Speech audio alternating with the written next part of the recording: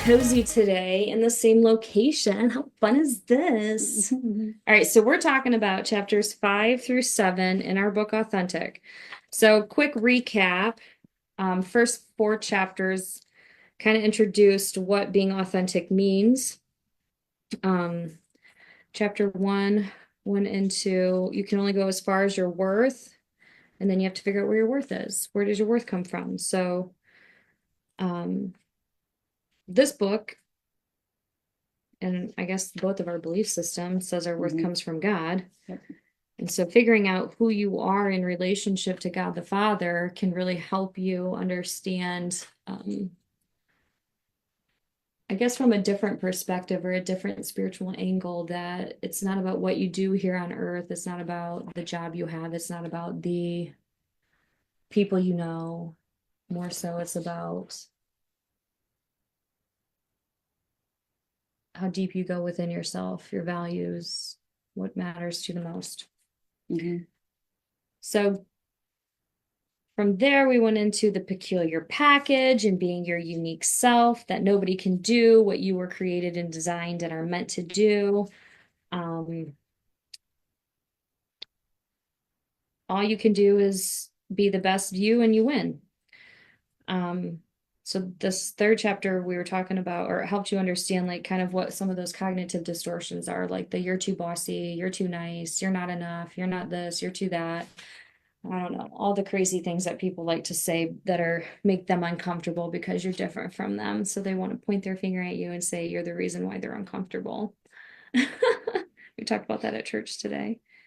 Becoming comfortably uncomfortable. And then, so yeah, just be you and win. The fourth chapter went into how to unlock your identity. And then today we are talking about first embracing being the underdog. So anything that stands out to you, what did you find helpful or interesting about being the underdog? Okay, so I will start on something I highlighted. Life is a journey that requires patience, strength, trust in God, and a commitment to development. Admittedly, not good at all of these things. You have, Pause. okay, She's reading page 84 right here at the top. good I details. also have it Okay, highlighted. highlighted. Yes, so We didn't continue. plan that. And then you have to trust that God will help you become everything you need to fulfill your destiny. And I think that is where I get caught up, because when I get stuck in a cycle of anxiety or worry, I forget that it's not my job to solve my problems, or at least things that are beyond my doggos. Trigger's gonna take my seat. Yeah, we have some special guests. Here they come. They'll make their way in when they're ready to. But yeah, like there are some things that I forget that are out of my control, and I spend a lot of time dwelling on them. So Yeah. patience, strength, trust in God, and a commitment to development. But also, I think just remembering that if I'm worrying about it, I'm not trusting God, and that's not where I want to be. So I think a long time ago, I heard a mentor in a group that I was in, a ladies group that I was in, where she said, if you have time to worry about it, then you have time to pray about it. I heard that too. And worrying is praying for the things that you don't want to happen. Yeah. So what is your focus on? Are you focused on the outcome of which you desire? Are you focused on the solution, or how I can, learn and grow and develop from this experience? Or do you get hooked on the problem and all the things that the problem, all the feelings that the problem brings up, Oh my all of the gosh. people and the memories that the problem brings up? Or can you really just hone in on and say, all right, so that was a problem in my life. What did I learn from it? And how did it help me grow? How does it shape me? What can I do differently? How can I be different to get a better or an outcome that I guess you're looking for? Yeah. So this chapter, God uses, God uses the book of, God used David, but the author, David, uses the story of Didn't King bring the picture. David, but and how he was the underdog, Hmm. the kid that nobody invited to even come to the war. They kind of just left him behind. And then Hmm. he's the kid who shows up, brings food to his brothers and everybody. And he's like, what's going on? What's the problem here? And in that moment, when everybody else was afraid to face the Philistine giant, David already knew who he was. He had already been battling with, I think this is lions and bears and other big animals Hmm. to where he knew what his strength was. God equipped him to defeat those, beasts in the jungle or in the wild desert, I guess, over there. But so when he was faced with the Philistine, instead of putting on the armor and fighting the war and the battle the way that most people back then knew how to fight a war or a battle, Hmm. he was like, no, this isn't going to work for me. My weapon is a sling and stones. So let me just do this my way. God's already equipped me. I'm not afraid of you. I'm going to get this done. My God's bigger than you.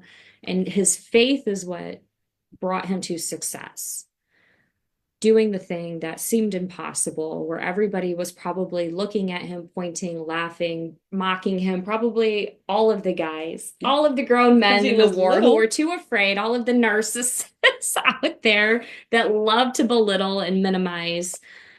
Were probably laughing at him, like, "Oh, what is he going to do with the stone? You're going to throw that stone and kill him?" And David was like, "Yeah, I am. What's your problem?"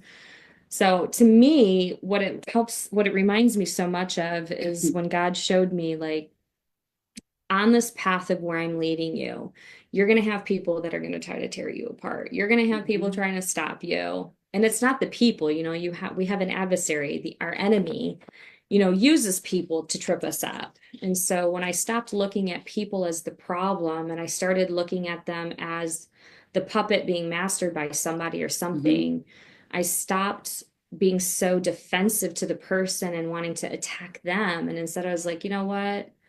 Instead of me defending myself to the accusations or the criticism or whatever it is that they were throwing at me, I learned how to say, this is how maybe you perceive it, but this is my perception. Hmm. This is how I feel or think about it. Hmm. This is my experience. These are my intentions. And then we are focused from an I perspective, right? I can only control me, like you said a minute ago. Hmm. I get all worked up when I start realizing I'm trying to control things out of my control.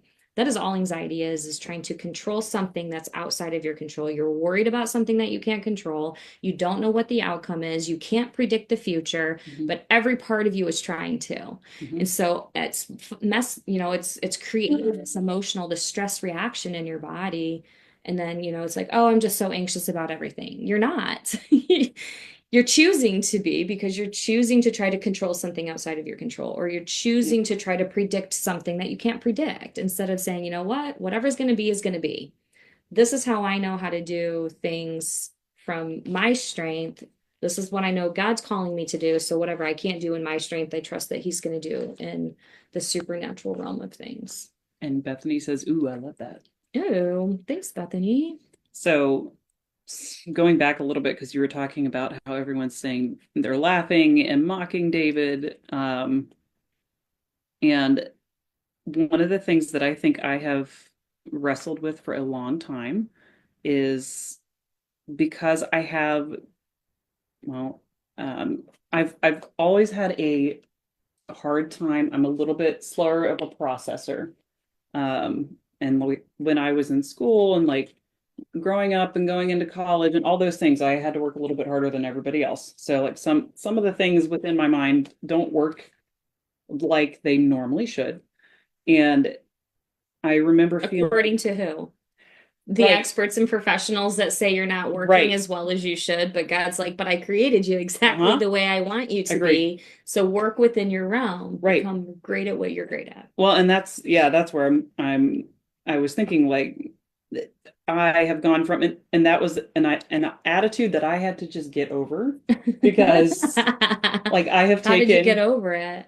I just stopped believing people. I stopped Okay. listening, And because, and it was one of those things too, but if you hear it enough times and you're just like, but I know that I've been successful so far doing it, however it is that I'm doing it. I don't know if any of this So makes you're sense. saying that you had a former belief system that I can do something, I'm strong, I know who I am, and then over the course of time, people said little tiny microaggressive things to you that kind of Hmm. chipped away at your self-esteem or at your Or try confidence. to. And Hmm. so, luckily for me, God also gave me pride. And God does not give us pride. okay, someone did. But my stubbornness came down to it, and when they were, I don't know, maybe whatever we could, maybe that's a session for another time. But We might get to that later in the book. I didn't let all of it affect me. Sometimes, yes, but then I also recognized in myself that if they would say I couldn't, maybe this is like oppositional defiance disorder. If you say I can't, I said, I'm well, I'm gonna going do to go it. out I'm and gonna do do it. Exactly. But like some of that has driven me. But my point being that a lot of people will look at the outside package and they'll say, well, because you can't understand or do X, Y, or Z, you're not qualified for this. it. Okay. And then on the inside, though, I'm like, just because I do it differently doesn't mean that it's wrong, Right. Yeah. or because I don't believe what you believe. So there's a verse specifically about David, but the Lord said to Samuel, do not consider his appearance or his height, for I have rejected him. And that was talking about his older brother. He was Yes. Who handsome and was the strong and perfect everything for like the role. Yeah. big and muscly, and he wears the armor and he looks good. But they're basically hiding David in a closet at this point, and his dad presents all the brothers to go into battle. Here's all your options. All nine of them. Yes. Don't worry about the 10th one. He's the water boy. Yeah, the water boy. So, but then God's like, no, that's him. That's the one. And then the verse says, the Lord does not look at things that people look at. Yeah. And people look at the outward appearances, but the Lord looks at the heart. And so that was a transformative moment for me when I stopped being oppositionally defiant about it. And then I realized that, well, God says differently. So let's not throw a bunch of I know. clinical terms You're in there. right. So she's being resistant, which is normal. I think it's absolutely necessary for us to have some sort of resistance to change. Um, that's that iron sharpens iron, right? If we don't have resistance, you're not gonna get stronger. So I think another example he might have talked about in the book is like trees. And it's even if it's not in the book, this is an example. There's been research studies done that when you plant trees that don't have any external environmental like influence on their growth, they will wither and die. Mm-hmm. But the trees that have to fight against the wind and have the natural elements that it puts up a fight against, that's what actually makes it stronger, Mm-hmm. and it continues to grow into a bigger and stronger tree. Mm-hmm. So as people, we want the road of least resistance. And I've been studying this neuroscience. It's not a podcast, but it's like a I don't know, like It a is course. It's like a an course. audible. Yeah. Okay. Well, it's Dr. Jordan Peterson started an online university. So one of the courses in it is a 10-hour course on neuroscience and neuroplasticity. And now that I'm going off on a tangent, I'm probably going to forget why you brought this up. But it's just where we are today. He talks about how in the brain, when you're trying to create new cognitive pathways, if you don't just have resistance or something that kind of fights against you and pushes against that, then you're not going to create and develop this new cognitive pathway. Mm-hmm. And our brain is programmed to do things of least resistance. That's the whole purpose of why I said this. Okay. Our brain goes into, protection mode, that fight or flight kicks in, right? Mm-hmm. So it wants to problem solve and go through everything that you've ever learned and known and experienced in order to give you the path of least resistance. So when we talk about change and making change, people give up because it's hard. Yeah. Your brain's like, no, we don't want to go work out every day like this week. That's too hard. We don't want to read that book. I'm tired. Let's just sit on the couch. Like your brain wants the path of least resistance. So any change you're going to make is going to take work. It's going to take perseverance, pushing through, crying, getting frustrated, feeling all of those emotions but it's making a choice every time, and it's not letting the emotion make the decision for you. Instead, it's your values, the Mm-hmm. motivation, the outcome that you're seeking, the drive, the discipline. Like that's what's going to keep you focused and arriving at the destination that you're trying to get to. And again, I say this word destination because to me it's like Joyce Meyer said it. She's like every time it was like I overcame the test that I was facing, I'd be like, well, there's another horizon for me to get over. And God's like, yeah, you're always going to have horizons because no matter where you walk, there's always going to be distance in front of you. And he was like, so to me, that was like your destination is just being comfortably uncomfortable, walking Yeah. with me. We're going on this journey. You don't know what the future is going to hold. You don't know where I'm taking you. Mm-hmm. And if you did, you'd probably tell everybody, like, we'll get into Joseph. His story comes Mm-hmm. later. Mm-hmm. You know, Joseph, God gave him a dream, and like the 17-year-old kid he was, he went to his brothers and was like, look, I'm going to be the king of the land, and everybody's going to bow down to me. And and then his brothers hated him and they did everything they could to destroy it. So this is, to me, God's like, I don't reveal everything to you because the enemy is going to come in and try to take it from you. Yes. So sometimes I need you to just do with the little that I give you and trust that I'm doing the rest. Mm-hmm. And when you Mm-hmm. get there, you'll know you're there. Right.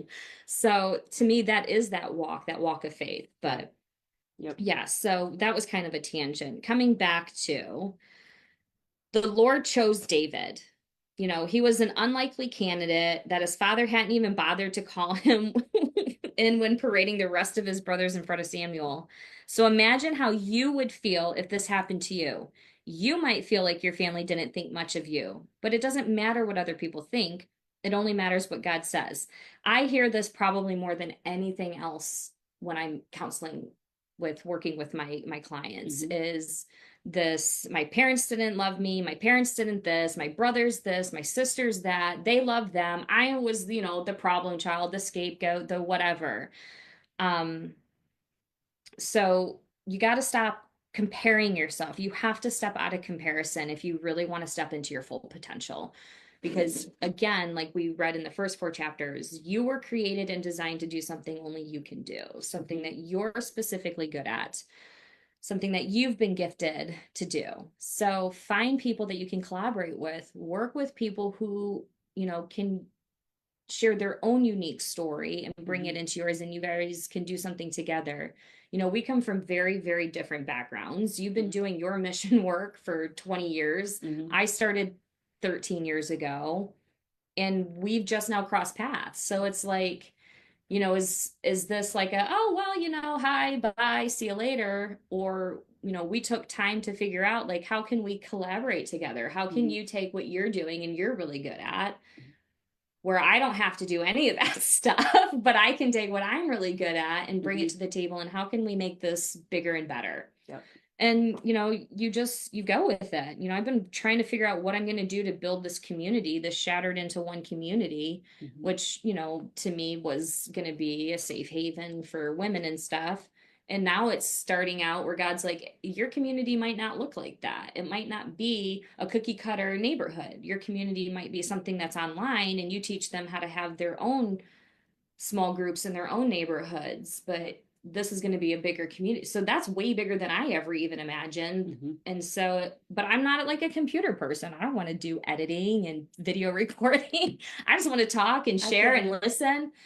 But then, yeah, you come in, you're great at that. And your husband, is great at doing the IT stuff. And then, we meet people who are good at, marketing and Mm-hmm. all of that. Mm-hmm. So you take what your skills are and you hone in and you just really become an expert, so to speak, in that one area.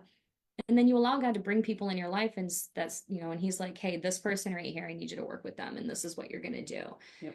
And stay in your lane. Yep. Don't try to change and try to do their job and be good at, what they're good at. Like, you want to learn, but stay in your lane. Let them be the expert of what they're the expert in. And you just do what you do and trust that it's all going to work out eventually, as long as you keep communicating with each other and bringing God. If God's the center of it, then it's not about what I want or what you want. Our differences can collectively work towards, okay, so, but this is the mission, this is the goal. So how can our differences bring us both to the same place? Mhm. Does that make Yep, sense? it does. So It does. And that's what I'm we've thinking. figured that out too, but we've done a lot of praying about it. We've done a lot of talking about it. And we're still trying to kind of navigate that, Oh my gosh, this is such baby beginning stages. I feel like an imposter. Like, little oh bit my of gosh, so many imposter other syndrome. people are so great at this. They have such good skills and all that. But I think everybody feels that. I just want it to be real. Yeah. Here's the real deal. I mean, So, does it feel real? I mean, I feel like the other thing is too, just again, we talked about this last time, transparency and honesty and just we're taking what we read and how God interprets it in our hearts and sharing that because and that's just two people having a conversation where he also says where two or more are gathered, there I will be. And I'm going to give you inspiration if you don't already yes. have it. And that's one of those things where you're learning from each other. Yeah. And we're learning from you guys. So I mean, I'm monitoring comments. So please put things in there if you have thoughts. But But the video is delayed, so I know, it's really I know. I'm trying not to watch myself. Like, I have to put a tape over that so you can't see it. yeah, do you have like a post-it note? I'll figure that out. Like we said, we're new. No, I don't. Okay, well. I do, but this got stuff written on it. But That's anyways, good. all right. Well, and then the one other thing I highlighted about this chapter, what matters is that God can use you if you let him. And again, we have free will, so it's one of those things too. Yes, you're given gifts. You're made in a certain way for a certain purpose, but you decide whether or not that's going to happen. You can absolutely say, you know what? Nope, I'm going to chicken out. And you could miss out on something really big. But if you are willing to step into and just, I mean, it's walking on water, it's trusting that God will do what he says when we get to that. So embrace the underdog. So the first thing that it talks about is God has equipped you. You're already equipped. So this goes back to kind of like when I was talking about how, King Saul was like, here, take my armor, David, if you're going to go and kill the Philistine. And David put it on and was like, ugh, none of this fits me. It's so bulky. So he takes it off and he uses the equipment that he's been equipped for. Saul was equipped with a sword and a shield, and he was a gigantic man. Yep. And so that's what he was equipped with. That's how he fought. But when we try to fight battles with other people's equipment, when we're equipped to fight that battle the way that God created and equipped us to fight the battle, it can lead to detrimental outcomes. So sometimes other people will try to give us the things they think we need, maybe even things that worked for them. Just like Saul tried to give David his armor, people will try to equip us for our journey the way they were equipped. You should do this. You shouldn't do that. If you ever hear that should word in the therapeutic field, we stay away from that. We tell people they're shoulding all over you when they use those. Don't tell people what they should and shouldn't do because you don't know. You're not God. Like, what do you know? So instead, it's asking questions that build curiosity. That leads to problem solving and your brain going, ooh, let me connect over here. Ooh, let's connect this. Oh, we did that one time. Well, maybe this would work. Well, maybe this over here. But when somebody comes in and they're like, well, you should just blah, blah, blah, your brain's not problem solving anymore. It's like, okay, so how do I make that work? I don't even know how to do that. And now you go down this negative problem focused thought instead of being solution focused, where it's like, well, this is what I'm good at, so this is how I'm going to do it. However it turns out, it's going to turn out. If we can figure out a way to do it better moving forward, great. If not, like, then I'm glad I did it my way. Yeah. So what worked for Saul did not and would not work for David. So even when things don't make sense to other people, follow your God-given instincts because they will not steer you wrong. Follow God and you will always find success. And even so, this is another one of those words, success, very subjective. It's, personal. What's successful to one person might not seem successful to another. But when it says you will always find success when you follow God, to me, it's even if it doesn't turn out the way that you're expecting or you're wanting it to, that doesn't mean that God didn't make that experience successful. That doesn't mean it's not going to be successful in the future. A lot of times, I think the shortcomings and the problems that we run into are just testing grounds. Like, here's an Oh, for sure. obstacle. How are you going to get around it? Are you going to use the tools that you already have? Are you going to sit down and cry and throw a temper tantrum because that's what you're used to doing? Yep. Yep. So Yep. look at the obstacles that pop up as opportunities. You know, I can either get stuck behind this obstacle or I can go, ooh, new challenge. How am I going to overcome this? And you learn to have fun with it because it's going to happen. So prepare yourself for that. So I have an example that I could throw in there. Let's Just do I it. just thought about it. So I had a student talking about how she wanted to go on a missions trip, and it was to I can't even pronounce the country. It was just it had like 15 She letters wanted in to it, go. but she really wanted to go, and um she had told me about it, and like you generally my classes meet once a week, so it's a week until I see the next group or whatever, or see her again. And over the course of that week, every single day, God's like, you should give her money. You should give her money. You should give her money. And I'm going back and forth like, I mean, this was early on in my career and I wasn't making a lot. And I was like, I don't know that I can actually manage to do that, Lord. Like, I know that you're saying that I should. And then the selfish part of me is like, yeah, but you have bills to pay and you need gas money and how are you going to buy lunch next week? All these things are popping up. And That's the enemy. oh, it 100% was. Yeah. And I recognized it. And I'm literally driving to school the next week. And I stopped at the ATM and everything within me was like, no, don't withdraw the money. So I took it out. And then when I got to class and she came in right before we started, and I was even kind of like still hesitant at this point. I handed it to her like quietly and I said, "This is for your missions trip." And she started crying. Of course. And she was like, "I just decided last night that I wasn't going to go. Like that, Oh. I really didn't think it was for me." And she goes, "Now I have to go." And I was like, "Exactly." And now you already have, like I think it was like $50. It wasn't a lot, but I'm like, now you have the first amount that you need to meet your Yeah. goal. And she's been there twice since. And like, had I not done that, like I didn't realize how that would impact her life that way, but obviously God did. Yeah. But you really have to step into it and just you have But to that's fight you against stepping it. into your faith saying, all Yeah. right, God, I don't have the money for this, but I'm trusting that you'll provide for me. Right. And that's all, like when you stop looking at the world to fulfill whatever it is your needs are, and you start saying, you know what, God, I trust that you're my provider, you're my protector, you're my healer, you're all of the things that I'm desperately seeking to find here on earth.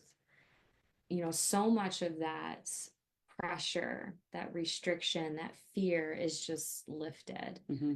And you kind of, for me, the financial freedom that came when I started tithing regularly and was like, Mm-hmm. I don't care how much money I make.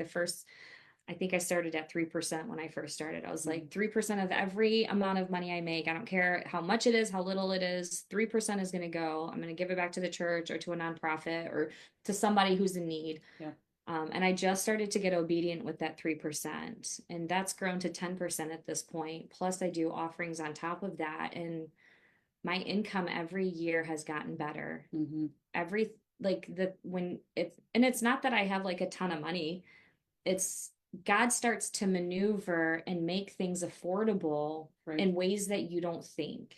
Yeah. So it's not just that money is paying my bills. God's like, I'm going to find you that house that's $100,000 less, but worth $200,000 more because that's how I operate. Right. I talk to people. I'm in the process of buying a house, so that's why it's fresh on my mind.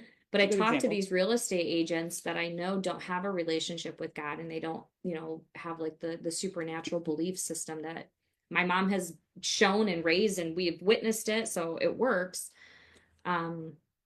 But it's God, he's constantly reminding me just you need what you need right now. Don't go for the glamorous and have to have the biggest house. But when I talk to people who sell houses and it's just like panic mode where you can afford that, you got to have this X amount of dollars. If you don't have that, you're not getting a house. And it's like, well, I'm just going to have to show you how God's going to provide that for me. Yep. Because it's happened in the past. And, the things that I never expected to be able to afford are the things that I'm doing Right. without effort at this Yeah, point. Like I it's can not see. like I'm trying to force myself to do it. But now I know I no longer panic when I'm like, oh, I could lose my job. Oh, the economy is going to crash. There's no fear there because whatever's going to happen, one is going to happen. You can't control the economy crashing or not crashing. But where is your faith? Because your faith is what's going to get you through those hard Yeah. times. Um, Not how much money you have in your bank account. Like it just, Well, and you're going to get just what you need. And there's that verse too that says, even the birds of the air don't worry about what they're going to eat tomorrow. yeah. And If they die, they go to heaven and nobody. right, you get hit by a car. That's my radical acceptance. Like, well, if I starve, at least I die and go to heaven. I won't be hungry. We're in feral mode today. Sorry. Now it's fun. So Bethany says, if they tell you you should do X and it's terrible advice, are they shouldering? Couldn't get that out. That's a bull question. shouldering. I don't know what that is, bull shouldering. Is that like bullying? So if somebody gives you terrible advice, um, what I would say is anytime anybody gives you any advice, even if you think at some point we're giving you advice on this, Mhm. test it. Test Mhm. it. Put it into practice, see what it does. If it brings positive outcomes and it benefits and makes your life better, then you're walking towards your goal, Mhm. then keep doing it. But if you implement it and it makes life worse, or it's hard, or it's complicated, or it doesn't feel like, then leave it. Like Yeah, it's not for you. everybody's journey is unique and specific to them. So, again, going back to what people tell you you should and shouldn't do, that's something that that's a red flag that goes up for me when somebody's like, oh, well, you should have done this. And it's like, okay, well, if I did do that, and I just get real curious and I'll start asking a ton of questions, um, because that's what breaking things down does. When you break things down, you're getting to the root cause. It's not because you're stupid and you don't understand. Like misunderstandings happen all the time. Ignorance is a part of life. You don't know what you don't know, which is, again, I think I posted this. I don't know if I talked about it, or I wrote it in my ebook. Never mind. So you'll read this in my ebook if you order it. If You you should. look at all of the knowledge, if you took all the knowledge in the world and you put it into a pie graph, the circle, and you took, I will say, a 9H lead point because I used to do architecture, and 9H is like the finest, lightest lead that you can draw with. If you take a line from the center of that circle and you draw it to the edge of the circle, that line represents the information that you know that you know. Mhm. Everything that I talk about, counseling wise, it's things that I know, books that I've read, information that I know. If you drew a slightly darker, thicker line right next to that line, that would represent all of the information that you don't know. So, Mhm. like for me, I know that I don't know how to play the piano. I know that I don't know how to play football. I know that I don't know how to change an engine in a car, but I know that those are things that people do know. So, it's Yep. stuff that I know that I don't know. The whole rest of that pie graph is all of the information that you don't know that you don't know. Mhm. And that's the information that all of having conversations, meeting random people, talking, and just letting them share their information and asking questions. Curiosity is what brings knowledge. That's what brings change. Because if I just know everything, one, I got some grandiosity going on, which is one of the top three attributes of narcissism. Mhm. So you don't know everything. You know what you know. You don't know what you don't know. So if I want to, talk to clients and share information of what I know, but then they bring in information from their experience, that's going to change what I would say or how I would respond to certain things. So you are the expert in your own life. You know you better than anybody else. But there are Mhm. things that you probably don't know that you don't know about you that other people are aware of. And they're like, oh.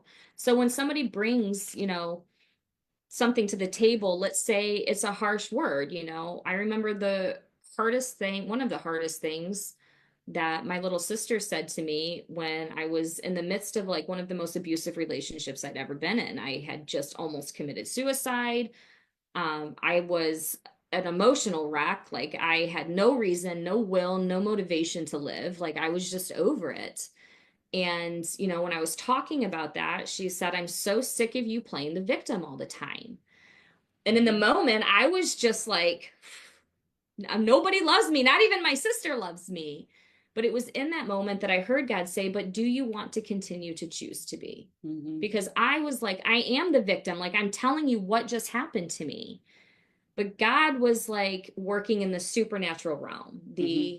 But do you want to choose to continue to be? And it was the first time, this was years and years ago, but it was the first time I had like that aha moment where I was like, what do you mean I have a choice in being abused by somebody? Like, how do I have a choice in that? And it wasn't that people aren't going to abuse me. It was you are choosing to do things that put you in the path of this happening to you. And when you come across it and you recognize it and it's a crossroad, instead of you letting it be a crossroad and you continue on, you get distracted by it. And now you're walking down this path that I never intended for you to go down.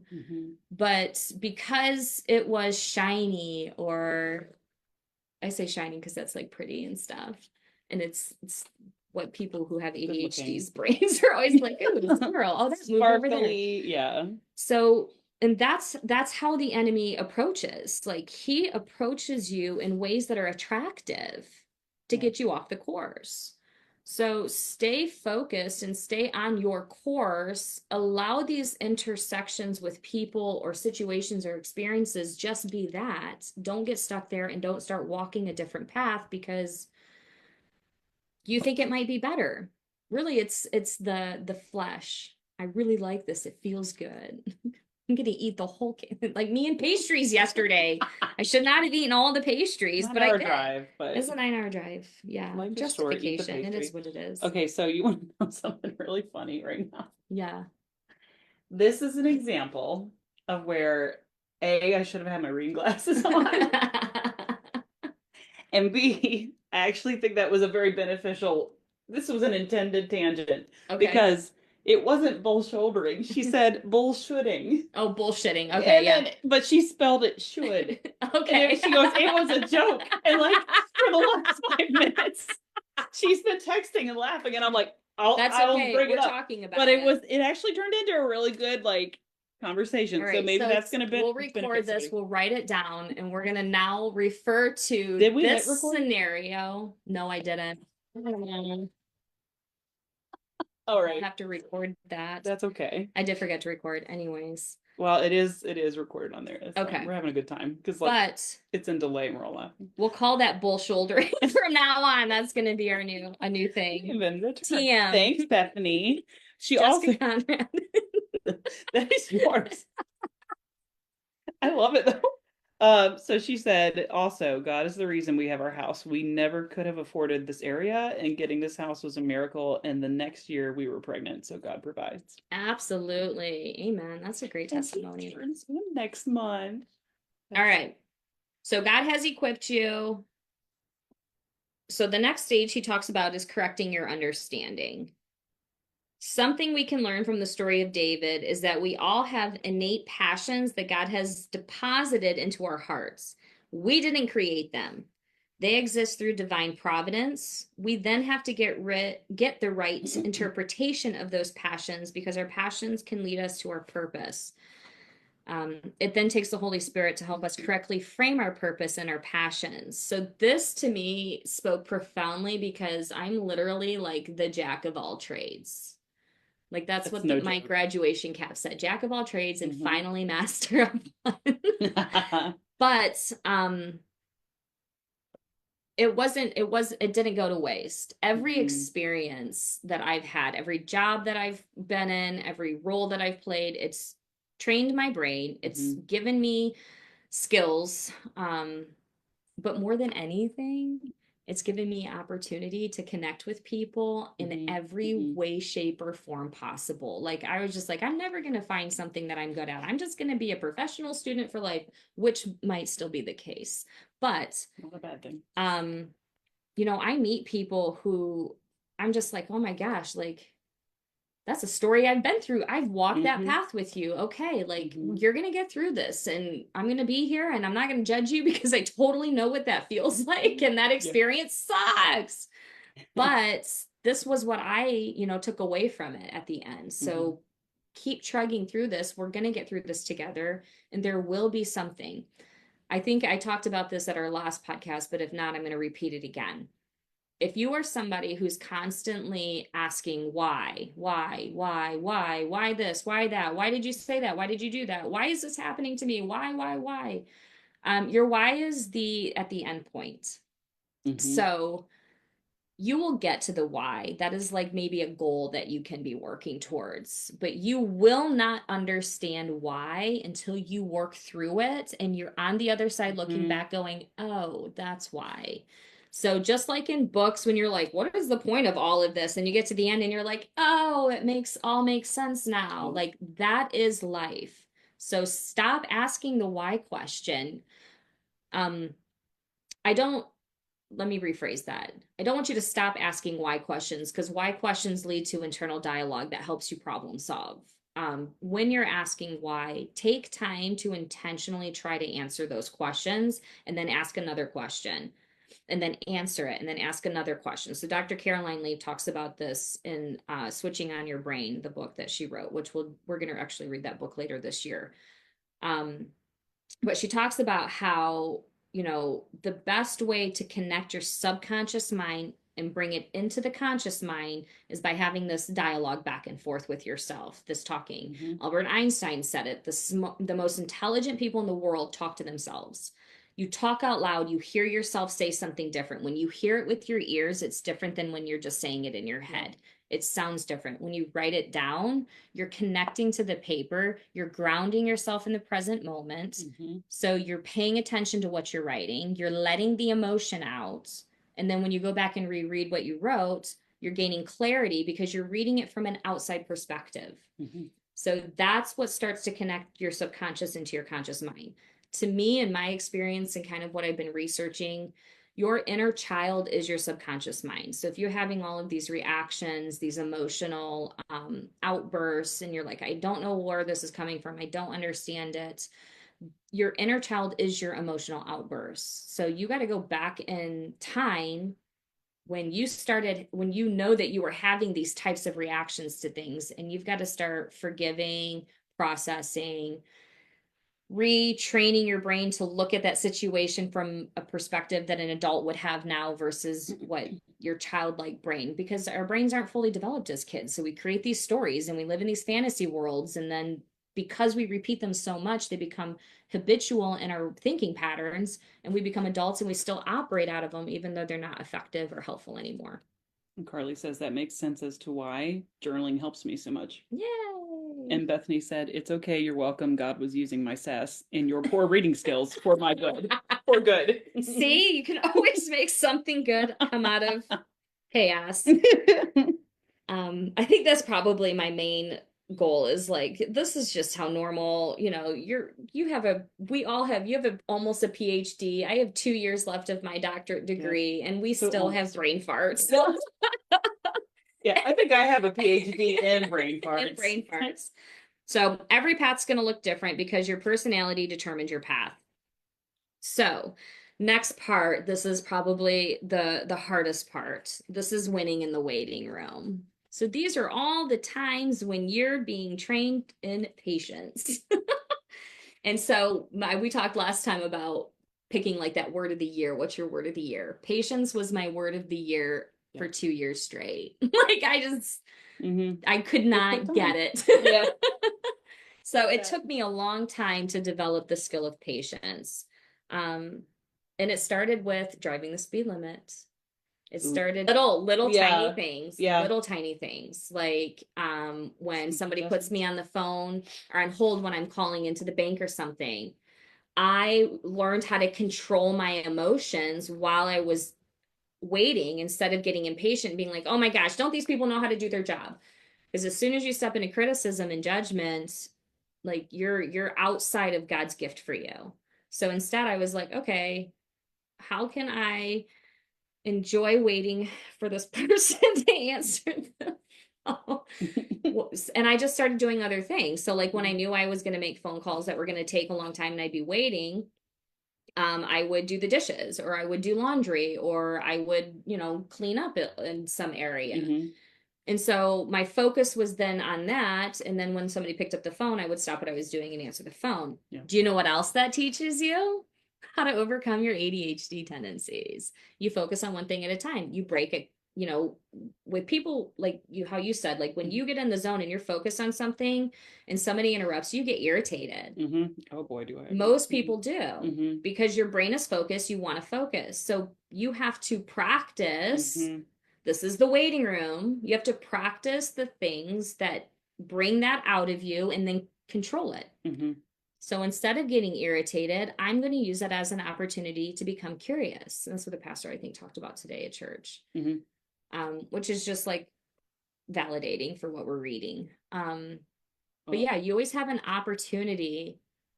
Your perspective is your choice. You have a choice to be offended by things. You have a choice in how you respond to things. You have a choice in how you react.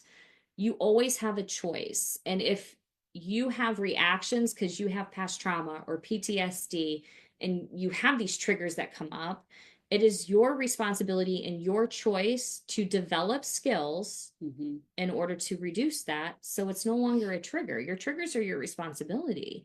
So me being somebody who had PTSD and complex PTSD and all of that kind of stuff and abusive relationships, that was really hard for me to hear, because it's like, okay, why don't you just stop doing those things? And I wouldn't react this way. Guys, like, because people don't walk around on eggshells. Like, you don't like walking on eggshells. What makes you think everybody else does?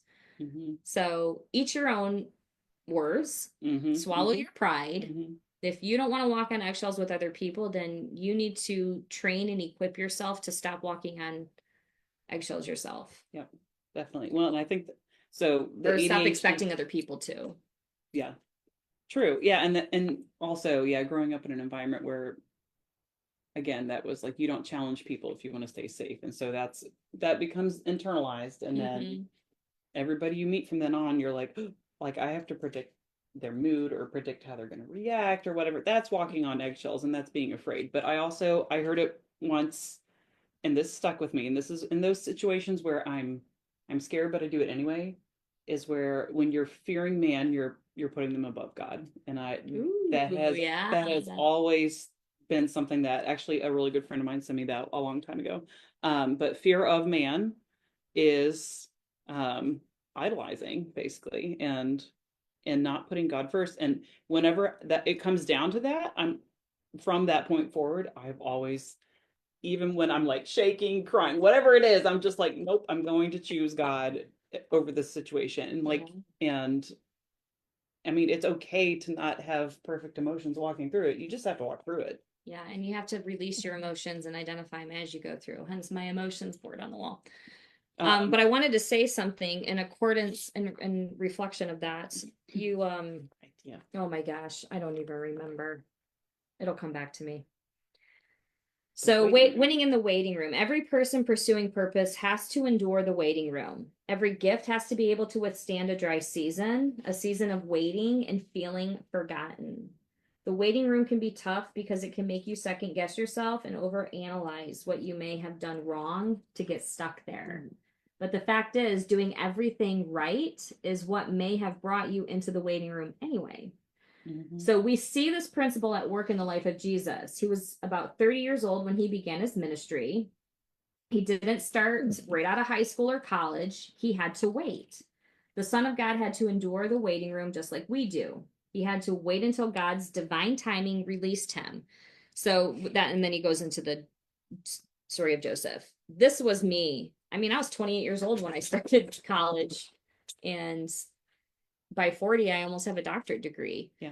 So, do I want to be like, oh, I should have done this in my early 20s and I should have done, like, if I would have done what I did at 28, at 21, I wouldn't have had the 7 years of life experience and darkness that I walked down. Yeah. But doing what I do, I don't work with people who have like perfect lives. Like I work with people who have walked in a lot of dark places. And because I dealt with all of that within myself, going into that dark place with somebody else isn't scary for me. I'm going to be the person who's holding your hand and going, no, okay, no, try it.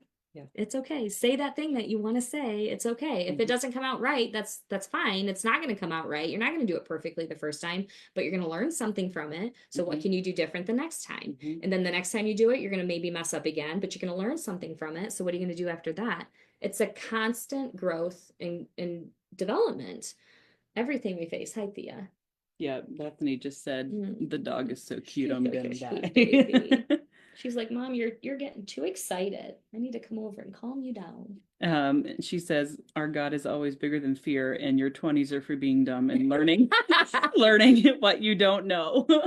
That's a true story. Come Come on. Come on. Join the party. She's like, I'm just gonna I'm just gonna squeeze right in there. Just oh, squeeze right let me in. just Yeah. get right Ooh, there we go. All right. So what does your waiting room look like? You might be in the waiting room. You might have gone through a waiting period. You might have a waiting room in your future. So that's something that I would just really take time to ponder on and maybe journal about. Oh, Phil's watching. Hi, All right. Build my house, not your kingdom. That's what God said to him in his waiting room. So we're not going to read through his. So this develops faith and patience. When you're waiting on God, you will have some seasons when you know why you are waiting and some seasons when you don't. So sometimes you don't even know why you're waiting. You're just, I feel like I've been in that season for a long time.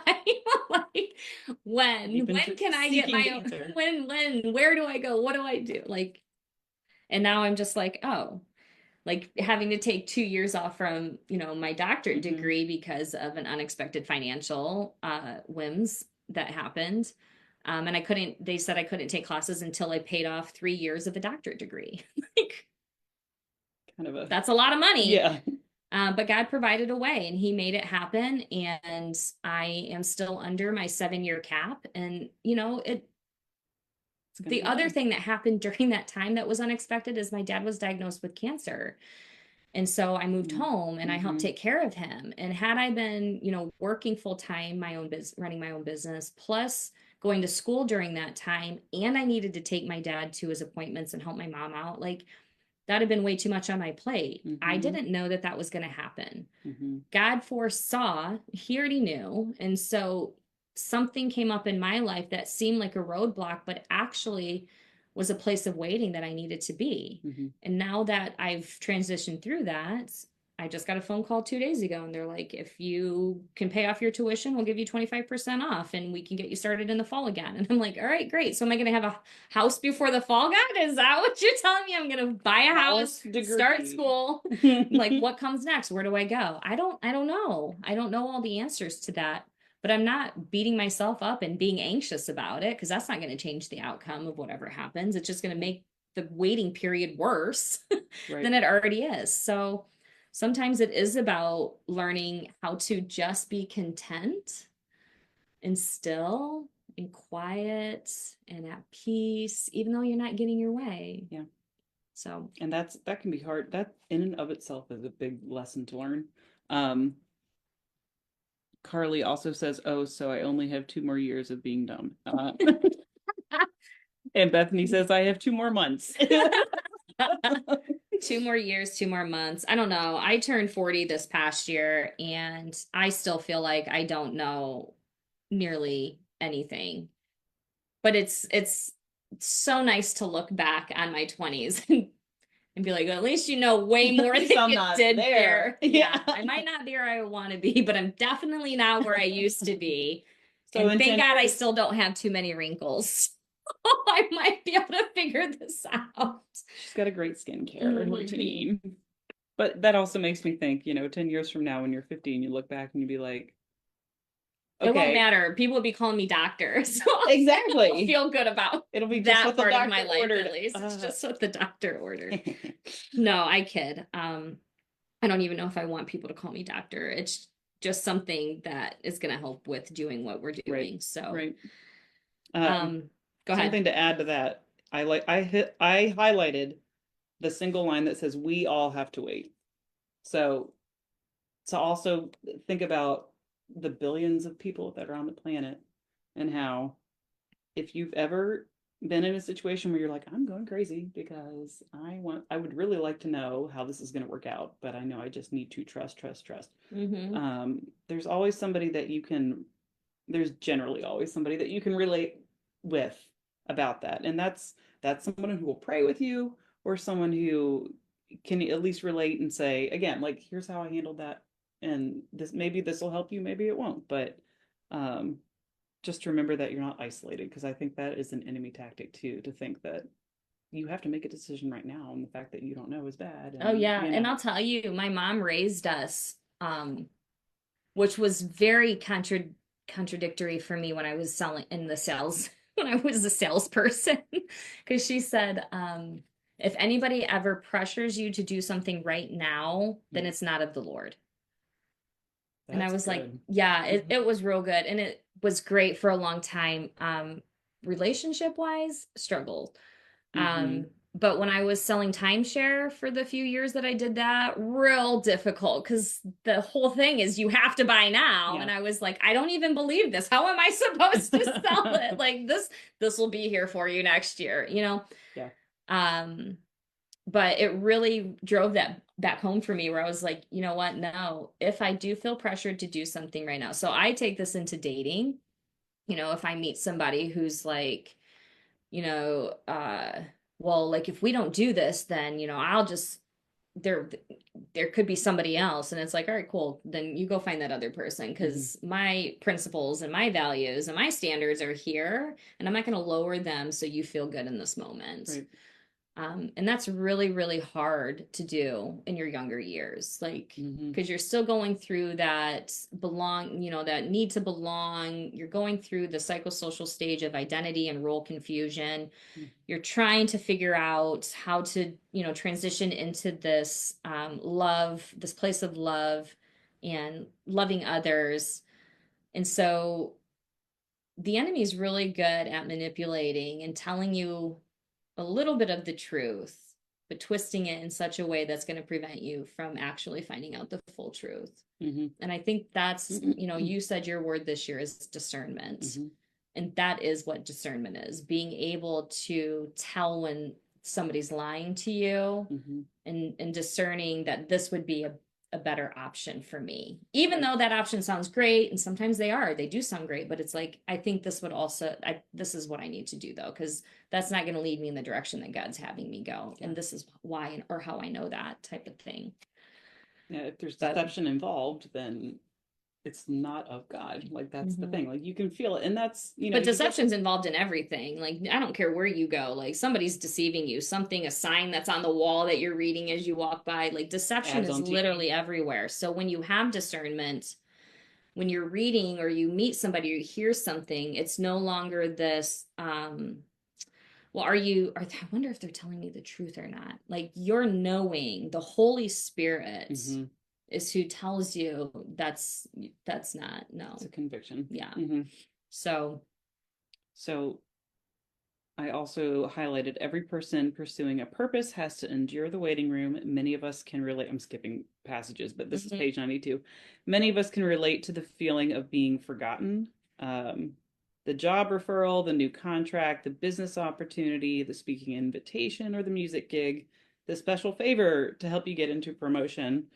That is something I waited a very long time for at my job. I Yeah. waited longer than I think anybody in my department has ever had to wait. But um, I also heard God say, when it's time, I'll make it happen. It just, we had to get to a point where, um, and that was kind of how the Belize program was born. Yeah. So, um, but it took a lot of patience and a lot of course, I was frustrated, but it did happen. And then it was just like, it was bigger than I could have ever. But what did God equip you with and prepare you for? Looking back, what Mhm. didn't you have at the time that you wanted it, that through the waiting period you developed or achieved? Mhm. I want to say achieved, that's not the word I'm thinking of.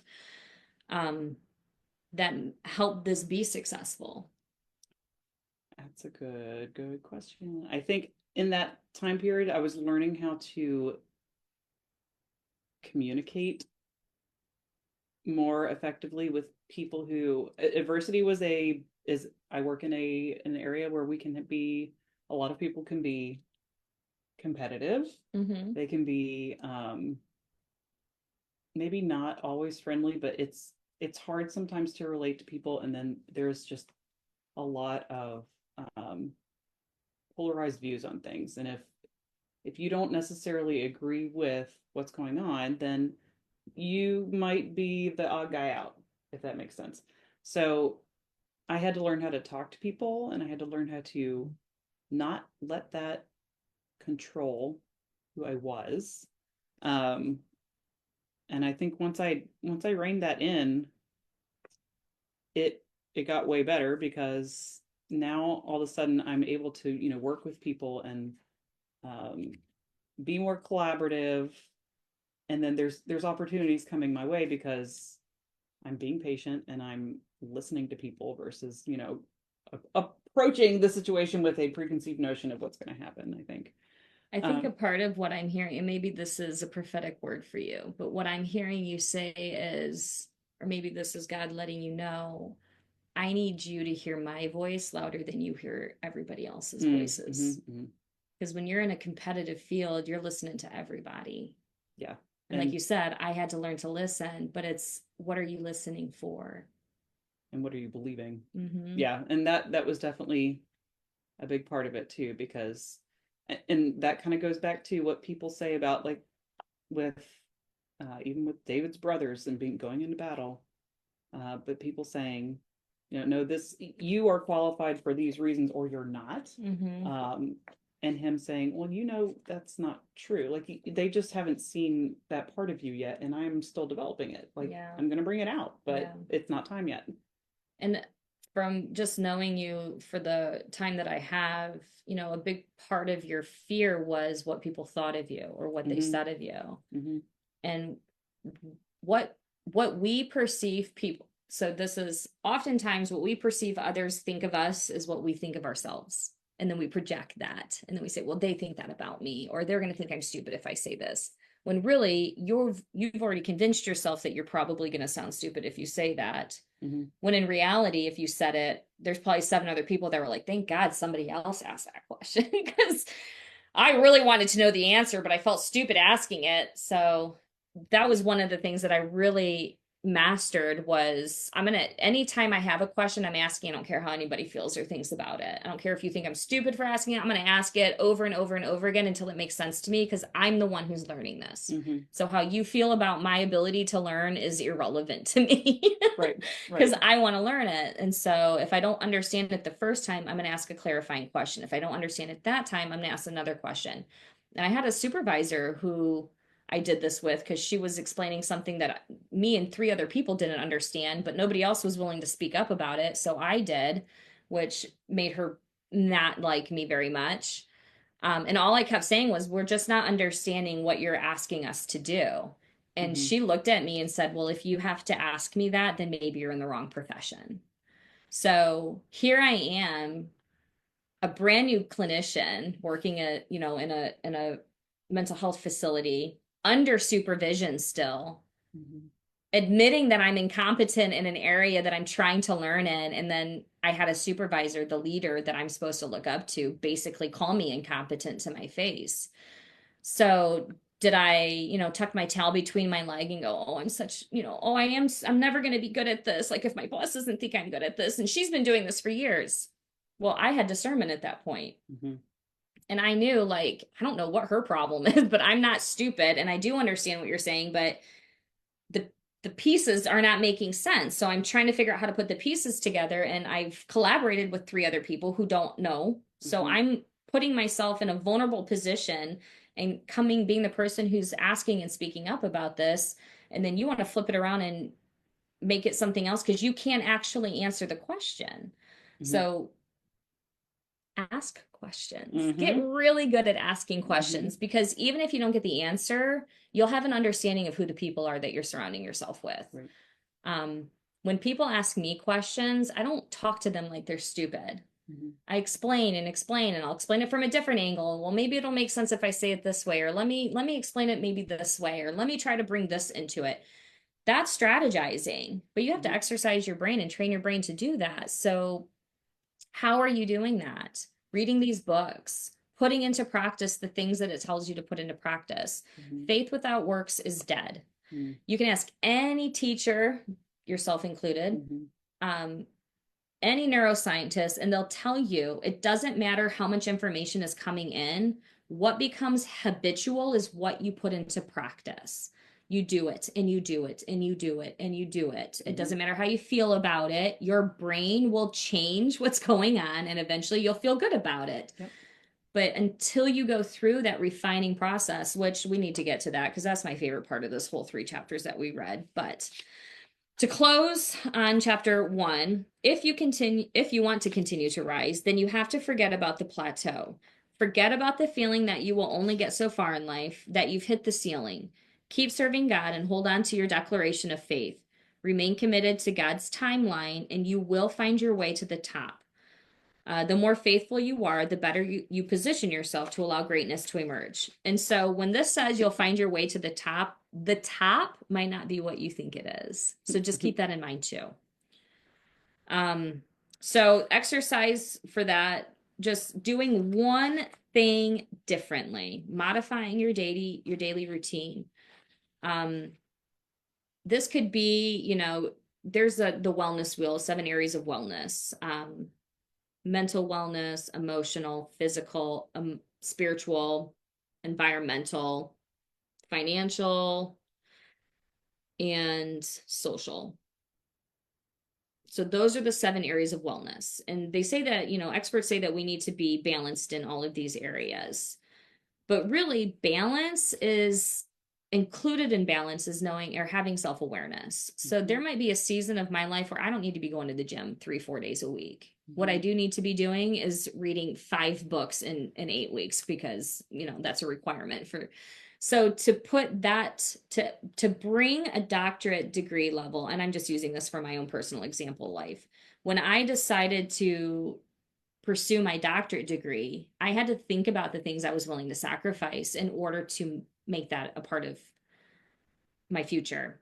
Mhm. Going out and spending time with a lot of friends, kind of, my social life hit the back burner a little Mhm. bit. Vacations and stuff were a lot less. I wasn't coming home to visit my family as much. I couldn't do social things as often as I wanted to. I stopped watching TV. I literally cut the TV off. Probably one of the best decisions I ever made in my life Mhm. was I stopped watching TV. The only time I watched TV is if I was out in public or at a friend's house, which was planned time that I could set aside to do those things. Mhm. So, I had to think about other areas of sacrifice that I was going to have to make. How many hours am I going to work while I'm also doing this? What Mhm. are other extracurricular activities that I like to do that I'm not going to really have time for because this is going to require an extra 20 hours a week on top of the 40 hours a week I'm already working? So you have to make adjustments. And the coolest thing that I'm learning about the brain through this research is that your brain, if you're not using a part of your brain, let's say you lose your vision and your visual cortex is no longer being used for vision. Other parts of your brain will move into that area and give you vision in other ways. You'll learn to see through sound, through touch, through Smell. smell, vibrations. Like your Mhm. your other senses kick in and literally take over that part of your brain in order to keep adapting and being functional in society. Mhm. So that's the plasticity part of it. Um, so regardless of what you choose to change in your life, if you do it enough for long enough, your brain will make the adaptation, it will adapt to that. Mhm. So, me thinking, I'll never, what am I going to do without my friends and hanging out because I was so extroverted? Well, what this actually did was bring my introversion into balance. Mhm. So now I'm at like a 50-50. I can do the extroverted stuff, but I'm not drained when I'm alone and I don't have to have that.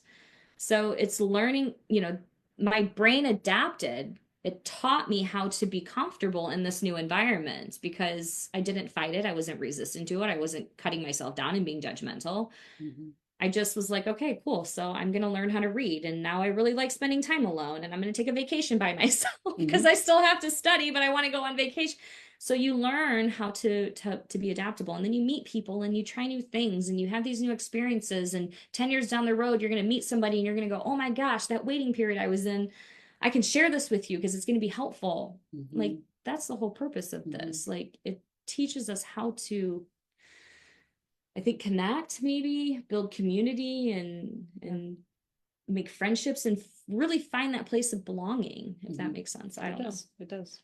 But pick one thing, change it one little piece at a time, implement it into practice to where you don't have to think about it anymore. Your body and your brain automatically do it. Mhm. That's the whole purpose. So chapter 6 goes into potential, your doorway to greatness. I loved this chapter. I don't know Mhm. why. Did anybody else love this chapter? Man, oh man.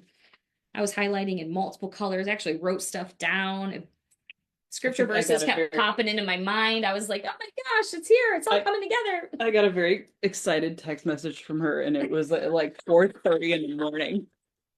She was like, "Girl, blah blah blah." And I was like, "Okay, I cool." love this chapter. You got to read it. It's so good. Yeah. So I highlighted maybe not as much, but What page are you on? So, 103. all right, so we're in part 1, discovering your potential. So before we get in there, Okay.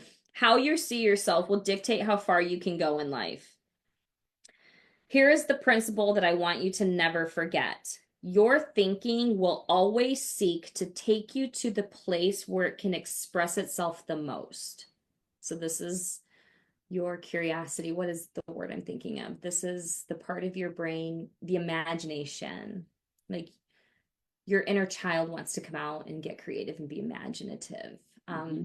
Fun fact, anytime you feel bored, boredom is an indicator that your brain wants creativity. Oh, So when you're like, oh, I'm so bored, it wants you to just do something new, try something, get creative, whatever. So, that's why TM, I doodle on my notes when I'm in class. No, I'm just kidding. that might help you It actually focus. does, That's yeah. probably what's helping you focus. So some call it a mindset, others refer to it as a belief system. However you choose to refer to it, it's extremely important. It will either empower or suppress your success. Mhm. You may have great potential, but that potential will always be limited by your mentality. So this is mind over matter. Your DNA, literally your DNA changes based upon what you tell yourself. So the inputting information, what you're watching, what you're listening to, what you're agreeing with, what you're becoming afraid of, that's all going to determine the potential of you reaching your goals. So do you absorb it all and all of a sudden it's all truth, or do you challenge it? Do you seek for opportunities to see if it is true or it's not true? Does this Mhm. serve me? I don't know if I want to believe this anymore, that kind of a thing. But your potential is 100% limited by your mindset. Um, so like, as you know, when I work with clients, your behaviors, I don't, there's behavioral stuff works, I think, very well with children. With adults, not so much.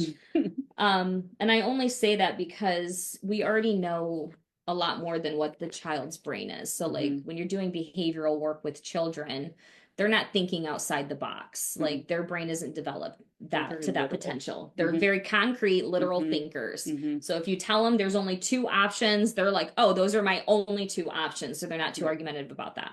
Right. However, we as adults know that there are so many things that I can do. Hmm. So as an adult, when we're trying to change our mentality, this is so much work. It takes so much energy to constantly stop a tangent thought or an intrusive thought and say, no, Hmm. this is what I'm going to focus on. I'm not going down that rabbit hole. I choose to forgive that person. I choose to let that go. I Hmm. release it from my body. I'm not holding on to it. And now you make room for actual change. Hmm. Hmm. So it your potential is limited by your mentality. That's all I want to say again. So discovering your potential. Go ahead. Oh, well, that made me think of something too before I get into it. With the more things that you spend time doing, And I think in particular, we were talking about this week because I realized I haven't watched what's recorded on our DVR in a long time. Do you remember me going through this list? And I lost interest at some point, but I think I was making I changed my one thing that I changed because of this book was getting up earlier in the morning and spending more time reading, praying, journaling, that sort of thing.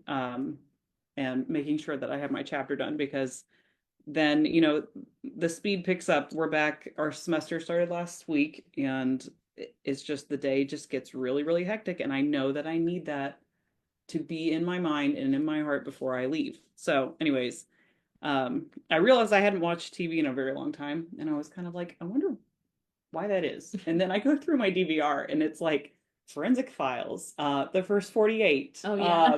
Ghost Hunters, Ghost Adventures. I'm like, it's all this dark stuff. And The X-Files, which I mean, I was really big into, a lot of Sci-fi. yes, like And murder crime. mystery, Yeah. crime, and ghosty ghosts. And Yeah. like my cousin's watching, and we laugh at the one ghost show, but because it is ridiculous. But everything else, like I was carrying that with me. I was even listening to it in the car on the way home at night. Like, not good. Don't do that, and then Hmm. go to sleep. Um, but I just went through and deleted all of that this week because I mean, I'm not watching it and it's taking up 100% of the space on the DVR, but also it's not really good for me. And I would rather be thinking on things that bring me hope or make me feel good, lift my mood, make me feel like I'm not um walking into I don't have like this cloud hanging over me. Yeah. So Yeah. and that was a really nice revelation, but I like um it. so potential energy describes what could be, but has yet to be expressed. This is page 103. So first, for people who don't know what potential energy is, this is in science, it's an energy on an object. It's the energy an object has because of its position rather than its motion. So Yep. potential energy is, what could be, What right? could Like you're happen? saying. Yeah, Yeah. like you have a ball laying on the floor, you push it, it could roll very far, or you Hmm. throw it, it It could has the bounce. potential to roll, Right. right? Yep. But the ball of itself is energy, Yep. but it has potential energy for So we're change, going back to movement. physics. Yeah, okay. I'm not. No, I just remember that from like fifth grade. But no, potential energy describes what could be, but has yet to be expressed. And the potential inside of you, placed there by God, represents what could, but has yet to be expressed. So pause. Okay. Um, he didn't mention this, which I was surprised by, but when I read that part, Romans 4:17 came to mind. So if there are any of you are struggling with this potential energy, like seeing your potential, I want you to meditate on Romans 4:17. Or just read through the whole book of Rome or chapter 4 of Romans. But this is where it talks about how God says to call things into existence as though it's already happening, and that's through faith. So that's kind of like the concept here. You know, you believe what you believe. This is the manifestation, right? Like if I keep believing and saying and doing something, eventually it's going to manifest. Um, that's not always true. I mean, obviously, but for the most part, you'll it will exist because however you predict it or create it in your imagination, whether it's real or not, that's what you're going to see. Mhm. That's what your experience is going to Mhm. be, if that makes And sense. and a lot of times, I mean, and you've talked to me about this too with the mental to physical connection. Mm-hmm. Like what you think, if you think that You're going to be sick you're all the going to be time. sick all the time, you're going to be sick all Your the time. body literally changes your cellular structure to make you sick, so it has something to fight because your mind keeps telling you you're sick. So keep Yeah. that in mind. Like So, and what that's you say, I'm anxious, I'm depressed, I'm this, I'm that. Like you're declaring that, and then your body's like, oh, I got to produce that because the body follows what the mind says. yep. So if you don't want to have your body continuously producing these things that are not helpful, then stop saying those things. Hmm. Change the Hmm. way you say it. I feel anxious is different than saying I am anxious. Right. I am anxious is a statement about me, my identity. I feel anxious about whatever is external. So I'm not internalizing it. Mm-hmm. Does that Mm-hmm. make sense? Yeah, and we're talking about like permanence versus temporary. Mm-hmm. And if I feel this way, but I know it will pass, or I'm going to do this thing to make it better, then that takes you a long way. So, potential is everything you could be in life in seed form. So, and Yes. that's, it comes back to your thought process too. So, what do you think your potential is? Some people are like, I don't have any potential. Well, then you probably won't ever Then because come find me because I will plant your seed of potential. yes, you I will. will see it. I will tell you what it is, and I will Absolutely. hope that you grow it. But She will declare it. I will just plant the seed. Yep. So these are your hidden abilities, your concealed greatness. So what are you secretly good at? I think one of the things he had talked about in the other chapter was, or maybe it's in here somewhere, but um, thinking back into your childhood, like what were things that just naturally came to you? You didn't Mm-hmm. put effort into it. You Mm-hmm. didn't have to like try to force it. Like people were just like, oh, so for me personally, it was never having like a clique of friends. I don't know. We moved around so much. I never really fit in anywhere. But one of the things that I recognized is that even when things were going bad in people's lives, I was the person they were hanging out with. I was the person Mm-hmm. they would call. So I'm learning, God showed me years later the why on the other side looking back. Like, why did I never have a lot of really good friends?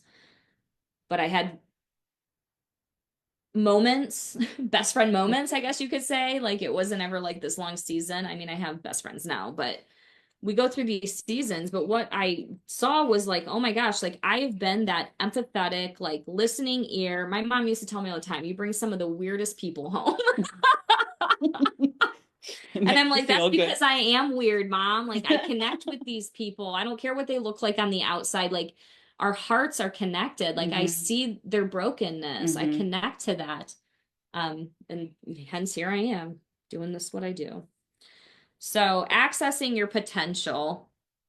Um,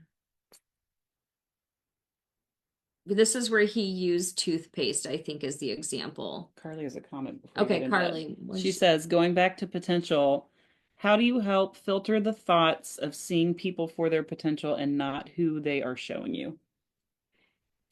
I would ask first the context of which that person is.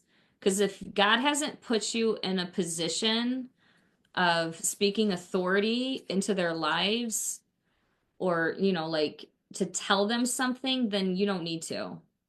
That's where Mm-hmm. you need to just kind of set the boundary for yourself Mm-hmm. where it's, you know what, I'm going to pray about this. And until you get revelation, a lot of times you don't need to go down those rabbit holes. You don't need to be the person Mm-hmm. who's, trying to see the potential in somebody. Now, if this is a child or an a coworker or an employee, somebody that you're in that authoritative position over, so like you with your students, Mm-hmm. you have that position to speak that into them. So Mm-hmm. if somebody's coming to me, if a client's coming to me and they're like, I can't do this, I can't do this, I can't do this, I don't tell them, yes, you can. I say, well, anytime you tell yourself you can't do something, you're not going to do it. So Mm-hmm. maybe just change that word. Maybe I look can at it do from a this. different way. Yeah. I do not try to fix people. Mm-hmm. My job is to not make your life perfect. My role is to help you become the best version of yourself and strategizing every Mm-hmm. time adversity comes your way. Mm-hmm. You When I see the potential in some, and I'm guilty of this, like I date potential. That's like my biggest red flag, my problem. So we see the potential in people. You have to be really good at speaking life into people when you see their potential. You speak to that potential, you don't talk to the person that they are. You know what? You are so good at, somebody who is like is very controlling. I'm a controlling person, so like I'll just relate it back to my own life. I'm not a controlling person. I don't like to be out of control. So I don't like to control other people and what they're doing, but I like to be in control. Mm-hmm. So I ask a lot of questions. I'm very strategic in maneuvering and making decisions, and I take a lot of things and I take my time making decisions. Mm-hmm. Um, so for people who want to deal with me. So telling me, oh, you're so controlling, like I'm just like, okay, what's your point? Like, but the potential behind what I can do is, hey, if maybe you tried asking this question, or maybe look at it from this perspective, that might help you in this situation. Mm-hmm. Does that make sense? Mm-hmm. Mm-hmm. So the potential in somebody isn't necessarily something that you need them to know. Like, you'd be really good if you'd stop doing this. You know, you'd be really pretty if you'd stop. I used to say that to the girls at the residential. You know, your face is so pretty when you don't have those wrinkles right here on your forehead. Like, you're really mad at me. And they would laugh. You know what I mean? So it Yeah. was like, so a lot of times it's praying about it first. God, like, how can I intercede in this person's life? Like, I see their potential. How do I speak life to their potential? Does that answer your question? Does that make sense? Yeah, let us know, Carly. And something that makes that I also have to remind myself is that um and there is a phrase or like a quote that says like don't light yourself on fire to make others warm. Mm-hmm. Yep. And Mm-hmm. I have always thought of that too, because there is a limit to how far you should go. Mm-hmm. And but also you have to remember to protect your own heart. So Guard your heart. um I for always every tell time, everybody, follow your heart, but take your brain with you. yeah, And now I see that posted on posters. So I didn't make it up, I'm sure, but I never read it anywhere. you should like Google it. I It's just, like well, no, I written by just, Jess Conrad. people used to always say, you know, follow your heart, follow your heart. And I'm like, I've been following my heart my whole life. Like, when is my brain going to get involved? And I was like, just take your brain with you. And then I started to see this everywhere. Like, these are those epiphanies when you're just like, oh, like when you buy a new car and you're like, I've never seen this car. And then you buy it and you're like, this, everybody owns this car. Yep, yep. You know, what you're Guys. not aware of, you don't really pay attention to. Yeah. Once you become aware of it, your brain pays attention And then to you it. see it That's just everywhere. what we do. It's She how we said operate. in all capital letters, yes, that Okay. we answered your question. But yeah, and that's the thing too. Like it's normal to want to care and to love, but just understand how far you're willing to go and hold yourself to that. It's not being uncaring by letting them deal with some of that, in their own way, because they have to figure it out. You can't figure it all out for them, but I had one client that I worked with who was very spiritual, and she said to me, one of the things that really helped me stop looking at people who are like evil, you know, narcissistic, vindictive, people that are just, you know, who they are. mhm. She said one of the things I had to learn to do was look at the child light that God planted inside of them when I communicate with them, instead of looking at the person. Mm. Mhm. Mhm. Because we all have a light. Some of us Yeah. have brighter lights than others, some of us have dimmer lights than others, but we all have a light. And if you can look at the light inside of people and speak to that light, your reactions to people is what changes. Your perception of people, your judgment of that person or of people changes. You still have to have boundaries. So Yeah. boundaries is something that we'll read a few months. We'll learn more about boundaries. But boundaries are not to control people. Boundaries tell you where you're safe. Yeah. So if I step over this line, I know I'm walking into territory that's going to bring a version of me that I don't like. So I don't choose to engage in that. Mhm. You can talk to me every whine. You can scream at me. You can do all of that. But when you do that, I'm going to choose to walk away, because I don't like to be spoken to in that way, because I don't want to match that energy and speak to somebody else like that. Yeah. So that's a boundary. Boundaries protect you. They protect the relationship. They do not control. They do Mhm. not tell people what they can and cannot do. Mhm. You have to choose to say, if this person wants to continue screaming at me, then I need to figure out what I have to do about that. Right. Like, what's my next move? Yeah. Because obviously, you know, and sometimes you'll set boundaries and you'll communicate them and you'll be really, you know, respectful and polite about it, and somebody just doesn't care. You know, teenagers, they don't give a crap. They're just going to get away with whatever they want to get away with. So you have to change your strategy. You have to learn what motivates them, get to Mhm. know them, ask more questions, you know, go meet somebody else. Like, if you have a really difficult coworker that you can't get along with, ask them to coffee. Mhm. It might not change the dynamic of like their intent towards you as a person, but it will change how your interactions are. I promise Yeah. you that. Yeah. It just does. Like, you show people kindness, and when they've been mean to you and all of a sudden they're like, oh, or God will remove them from your life. That's fine too. But Yeah, and I'll share that I did that. And then I texted Jess and I was like, it worked. She said, it worked. It worked. I was so scared, but it worked. And I was like, good for you, girl. Anyways, so how do we manifest our potential for greatness? So this might also answer your question, Carly. The potential God has placed inside of us usually has to be squeezed out. In fact, potential works a lot like toothpaste. If I open a tube and turn it upside down, nothing happens. Turning the toothpaste upside down doesn't get the toothpaste onto my toothbrush because it is a paste. I have to squeeze the tube to get the contents out. Your potential works the same way. It responds to the demand being placed upon it. Some form of pressure needs to be applied. We talked about this earlier. Potential has to be pushed out for you to reap the benefits. So, my unsolicited advice, because this is my personality, my temperament, the person that I am, I make people uncomfortable. It's just what I do. it's a skill. It's not something that like I intentionally purposely go after. But I've heard a lot of people tell me when we get it, when I start moving into a depth of our relationship that's beyond just like superficial acquaintanceship, um, I ask deep interpersonal, like just life, like deep life related questions. And when I hear certain answers, I'll challenge that, you know, and then I get resistance and pushback. And I'm like, okay, well, you know, this is just another way to look at it.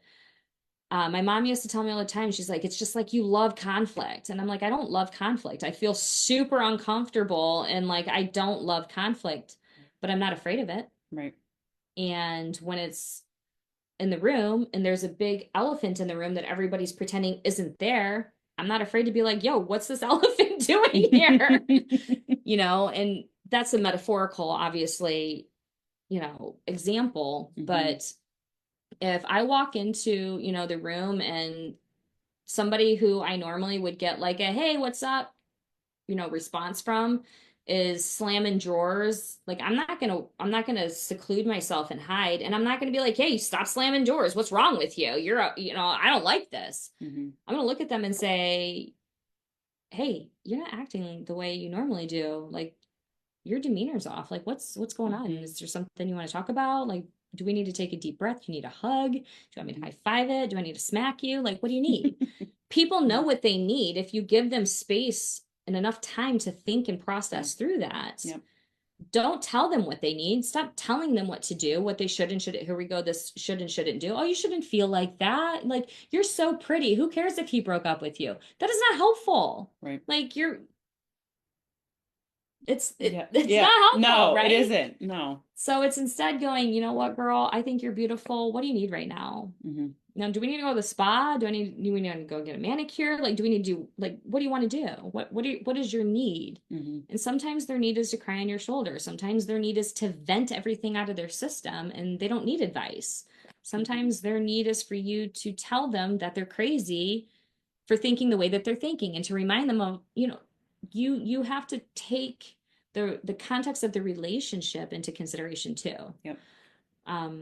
You know, I talk to my best friends of 15 years very differently than I talk to people I've met 1 or 2 years ago. You know, I have a lot of rapport and history and they know me through the ups and the downs. New people don't really know me through the ups and the downs. So I have to be very aware of how I present myself in any situation with any relationship.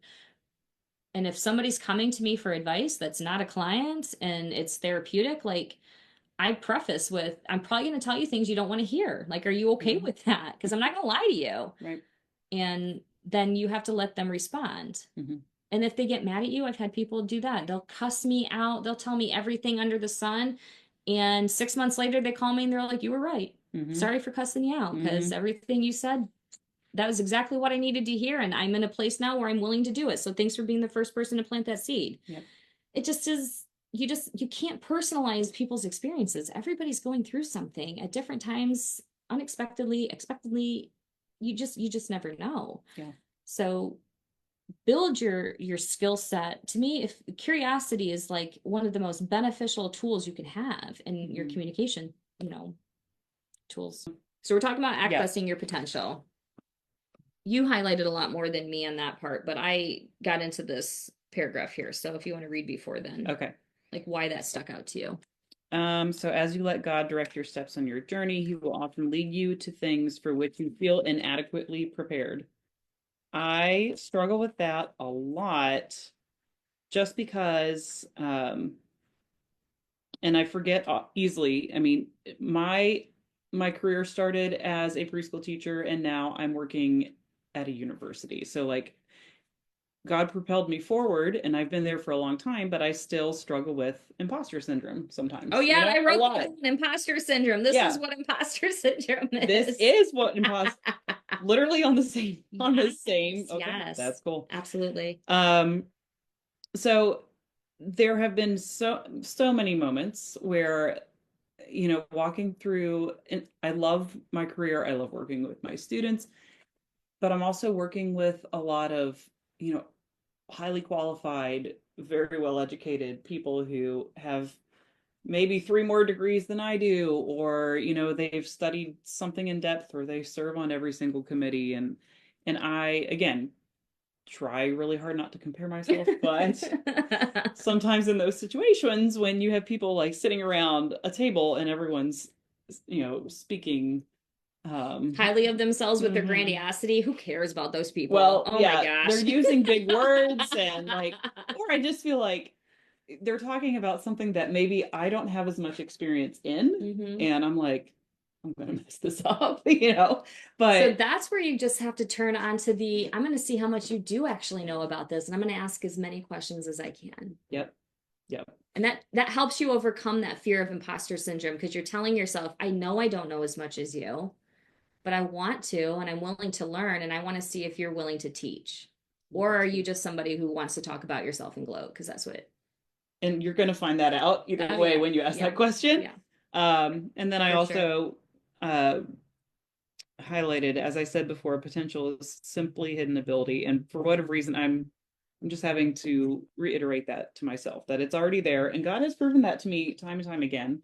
And that's something that I forget very easily is that like at this point in time with when we started taking students to Belize, that was a dream that came true for me after 10 years of thinking about it.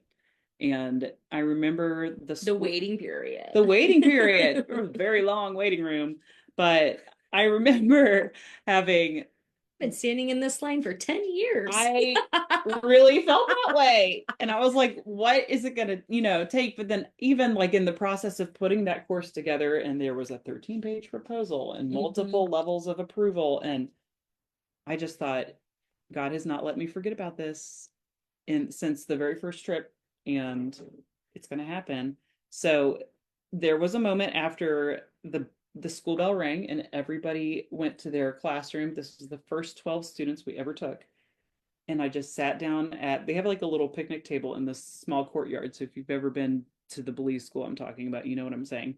Um, and I just sat at the picnic table and I was just like completely, I didn't, there weren't any emotions coming out. I was just like, I can't believe that this is actually happening. Is that Like, called awe? Like when you yeah, that would be the like word. awe and you're Yeah. just like, I was just, yeah, flabbergasted, whatever you want to say, but like they were all 12 students. I could hear them teaching. I could hear people doing songs. And like, if you this don't know is, how you feel, you can look at my emotions wheel real quick and pick one of those I felt, words.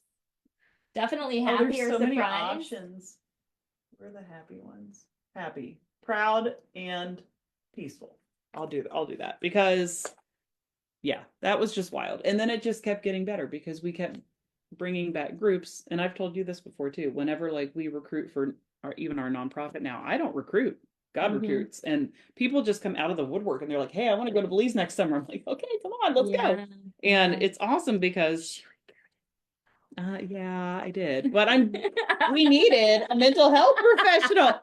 So, and like now it's getting like even bigger, but yeah, that's one of those situations where I just have to remind myself that he has shown you time and time again that you already possess what you need. You just need to believe that and like take ownership of it. and just do the things that help develop that skill. Like imposter syndrome is a good thing. Hmm. People look at it as if it's like this awful thing. There was a book, I think I want to say Adam Grant is the author. Um, but he talks about how imposter syndrome is what helps keep you humble because you don't know everything. Hmm. Hmm. And the scientific mind is somebody who's always thinking in theory. And then you practice something and you do it enough times and it gives you the same result enough times and then that becomes factual. Like Yeah. that's how you prove theories. So if you're not trying anything over and over and over and over and over again, Hmm. that might be a theory that's true that you're never going to discover because you didn't stick with it long enough to even receive the fruit that it can produce. Hmm. Um, so yes, the imposter syndrome. I want to go into the refining process. I can't, it's almost 8 o'clock You've got already. I 12 can't believe minutes. it. And we still have another chapter to talk about, which is going to be quick. Yeah. But the refining process, I feel like this is like one of, maybe it's just me and my own personal experience, but this was so profound to me that I want to talk about it. Um, just the example, because I found a scripture verse specifically correlated to this. So he says, the refining process is necessary for turning raw gold nuggets into beautiful pieces of jewelry. AKA, you're a raw gold nugget. That's what I took from that. Like, okay, I'm this Hmm. raw gold nugget, or I used to be. I've been through a lot of refining. Hmm. Um, the gold nuggets are purified by fire. After the metal is heated and refined to a certain level, the gold is identified as 10 karat.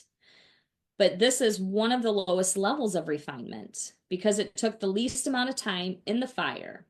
In order to increase the purity of the gold, and the metal needs to be heated, or okay, so in order to increase the purity of the gold, the metal needs to be heated for a longer time. It can be purified into 14 karat, 18 karat, even 24 karat gold.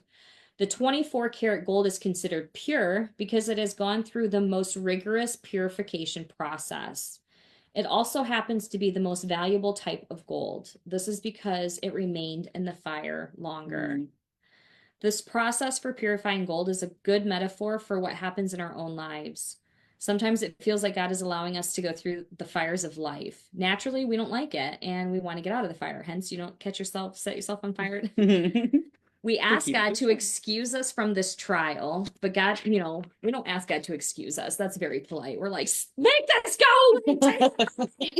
That's really what it kind of sounds like for me. However, he never promised that life would be easy. He did Hmm. promise to give us strength and to be with us through it all. The refining fires of life have a purpose. They are building us, shaping us, and removing the impurities from our hearts.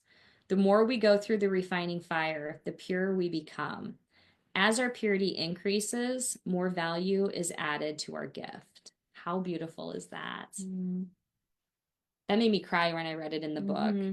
I Hmm. have been through, I'm just like at the point where I'm like, oh, I'm going to be real pure one day.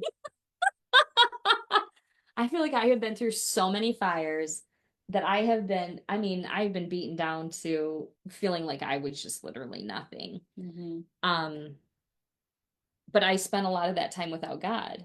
Yeah. And as soon as I was like, God, if you're real, like you need to prove yourself to me because like I'm done with this life you gave me. If this is the life you gave me, I don't want it. Right. Um, and when I hit my knees, I had an experience and an encounter, Hmm. not an audible one, not a visionary, like visual one. There was none of that. There was this peace that came over me in the thickest of the darkest of the most painful hour of my life, where I was like, I'm gonna be okay. Hmm. And everything after that was this refining period of just like, I don't want to, it was a shit show. My life was. But my behaviors didn't change right away. And that's the one thing where God was like, I don't care what you're doing right now. Just give me your heart and your mind. Right. Give me your time. Right. I will, I will do everything. I just need you to commit your time. Hmm. Give me your time. And I think for 9 months after that, I read the Bible and I journaled and was reading psychology books and finishing up my psychology degree for like 4 or 5 hours a day. Wow. I mean, like rigorous work. So Yeah. when I get into this doctorate program where they're like, you have to give us 5 hours of your time, and I'm like, I don't want to do that. I'm like, oh, but I can. I know I I've can, done Lord. it I did it before. before, and this is Yeah, for you. So exactly. make the time work. I Yeah. remember asking God, like, I need supernatural sleep tonight because I'm only going to get 6 hours, and you know I don't operate well with less than 8. And I woke up so refined. Me too. And I was just like, Yeah. refined, Yeah, there so it is. to me, like, whatever you've been through, Mhm. the abuse, the hurt, the pain, the suffering, all of that is refining if you allow God to really take hold of your heart. If you truly, like, for me, it was like, I literally was like, God, I forfeit my free will. Take it back from me and don't Yeah. let me make my own choices Yeah. for a while. Just lead me and I will follow. I will be obedient. I think my first test was when I went through the 12-day revival at Elevation Church, did this back in 2012 for the new year. And I told God, if you fix everything that's broken in me, or if this is real, like I will commit to going to every single one of those 12 days. And I Wow. did. And at first it was like, you showed up and you waited in line for like an hour. By the 12th day, I was showing up 8 hours before the event started to wait in line because that's how busy it was getting. Wow. I was in the rain. It was snow. It's January. Keep in mind, we're outside waiting for hours. And Mm-hmm. I committed to it. I said, Lord, I'll do this. Yep. And that it was after that when I had that encounter where he told me I would never be deceived again. And Mm-hmm. discernment came like that. Mm-hmm. But Mm-hmm. I had to commit myself. I Mm-hmm. made a promise. I followed through with it. I did the hard work. I sacrificed. I was so afraid my boss was going to fire me because I was not doing my job and I would leave early and I'd just go park in the parking lot and try to do as much stuff on the phone that I could. But I was in line and I was committed. I was determined to fix what was broken in my mind. Mm-hmm. Mm-hmm. And it did. Mm-hmm. And God has answered that prayer in beyond what I could have ever hoped for or expected. Yeah. So don't underestimate what God's willing and able to do with your life, regardless of where you're at right now. Go through the purification process. It is totally worth. I'm gonna cry. It is totally worth it. So, um, it is both I and him. So one of the things he wrote in here is you are specific and unique and you carry exactly what someone needs. You are someone's future favorite. So if it seems like people don't prefer what you have to offer right now, don't sweat it. Just focus on being a blessing to those who are in front of you at the moment. Don't be in a hurry. Your audience is being prepared as you're reading this book. Mm. The truth is, people receive you so much better when they value what you carry. I believe at times God will obscure our greatness from us to motivate us to be more dependent on Him. Mm-hmm. He knows that as we truly start to grasp the reality of our own greatness, the temptation to become dependent on ourselves grows. This was one of the things that when I first started down this psychological path, um, for whatever reason, I was reading just Solomon's story, the King Solomon. Mm-hmm. And he, when God said, I'll give you anything you ask for, he said, I want wisdom. He asked for wisdom. And that was the one thing I remember when I was studying. And I said, God, I don't ever want this to become about me.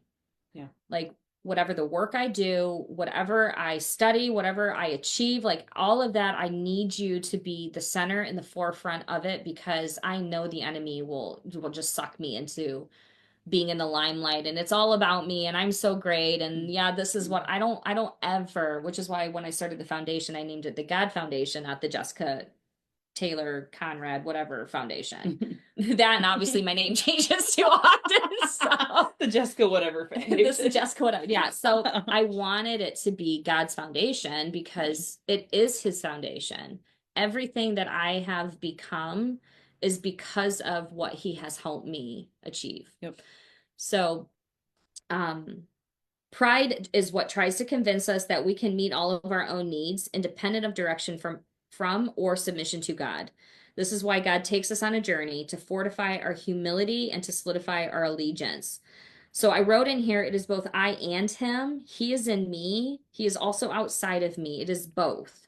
So when I meet people who go on this spiritual journey, I had a conversation with an old friend who it was, I made a comment about Jesus, being the Lord of my life. I posted something and his response was, "You are the Christ." Mm-hmm. And I was like, yes, I am one with Christ, Mm-hmm. but he is also outside of me. Like Mm-hmm. Christ isn't only just within me, Mm-hmm. which is what a lot of these spiritual enlightenments want you to believe, that you are the God inside of you. That's all you need, Mm-hmm. which is a beautiful thing, right? Like when you think about these cultures who believe this, they're peaceful, they're calm, their emotions don't take over. But for me, when I walked that path, I did those things, the enemy is still coming after you. Mm-hmm. And if you don't know your purpose and the direction that God created you, you will get to a point where you feel broken again. And Mm-hmm. it's like, why did I do this? Why am I even here? Yeah. Like, I just committed 20 years of my life to this practice, and boom, one thing happened, I'm rejected, and now who am I? Or somebody dies, and you're like, now who am I? Or you lose a job, now Mm-hmm. who am I? Like, Mm-hmm. your purpose is so much deeper than you will ever be able to find on your own. And I don't know how to put this like in light terms, Mm-hmm. but um you have Christ within you. Absolutely you do. He is one with us, but he's also the authoritative figure in the world. So he's also equally external. Yeah. So even though I'm one with God, like I still have to respect that he is bigger than me. Yeah. Like to Mm-hmm. be so prideful to think that I can just be God inside of myself, like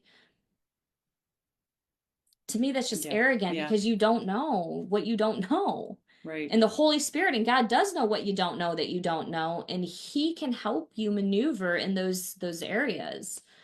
I don't know if that makes any It does. And sense. it makes me think too, I don't want to be God inside of myself because think of my track record. You know what I mean? Like I know that he has so many more things to offer that I am not ready to see or experience or understand yet.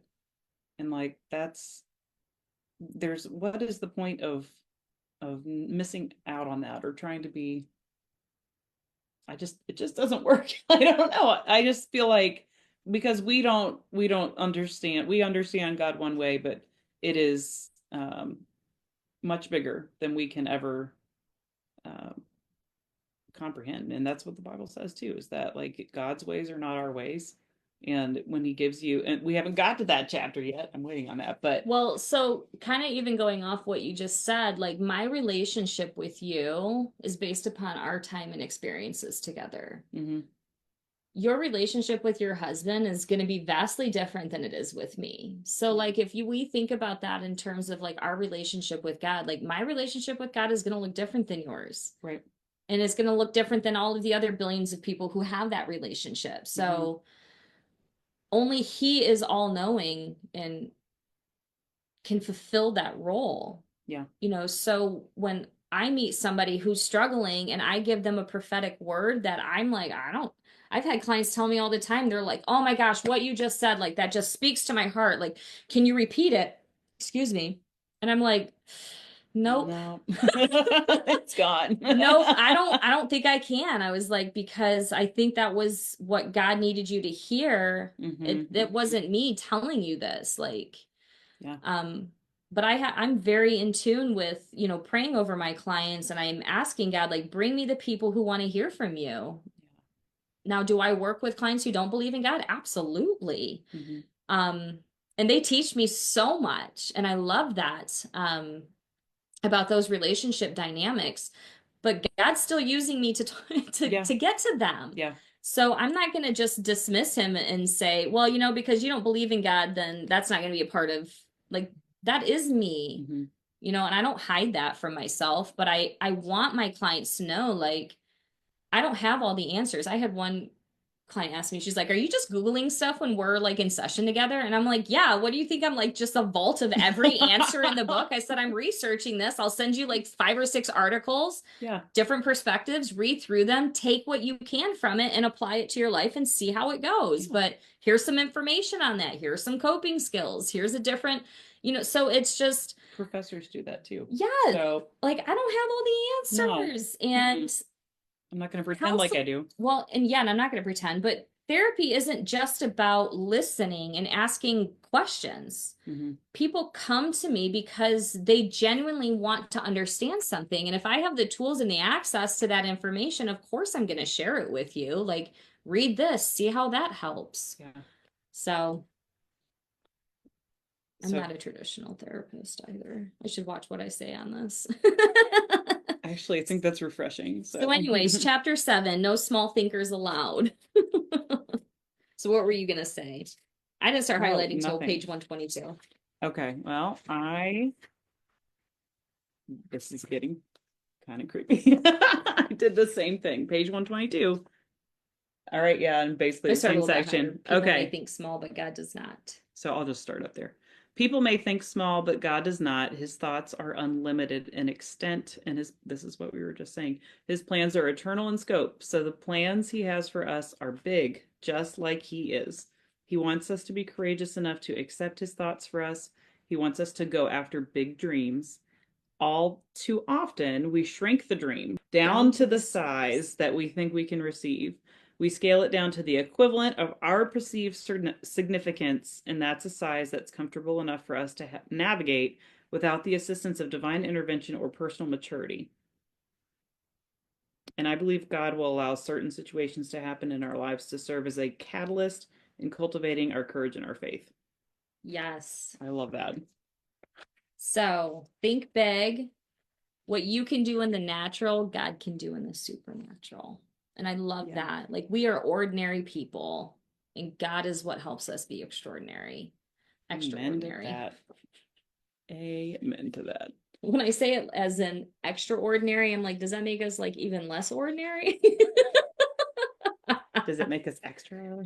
So we serve a supernatural God who has designed us to think like him because we are fashioned after him. It is now our responsibility to think on God's level because that's the type of thinking that pleases him. A decision about how you think will always lead to a change in how you experience life. So this is the part I want you to take away. A decision about how you think will always lead to a change in how you experience life. This faith level thinking. So faith is believing that God is who he says he is, and in his word that he is going to do for you what he said he would do for you. Mm-hmm. Faith is being divinely persuaded that the dream he has given you was given to the right person and will be manifested in this earth with his help. This is not just your opportunity, it's your responsibility. Mm. As scripture says, without faith, it is impossible to please him. Mm-hmm. So you can go do whatever you think you're good at without God, but I guarantee you it's not going to be as good as it would be if it was with God. Mm-hmm. So, and it may not work out. That's been my experience too, is when I'm like, I got this.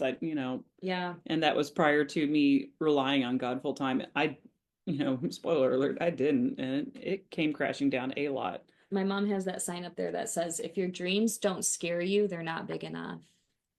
So when you get a thought, a vision, a calling, and you're like, there is no way I will ever achieve that.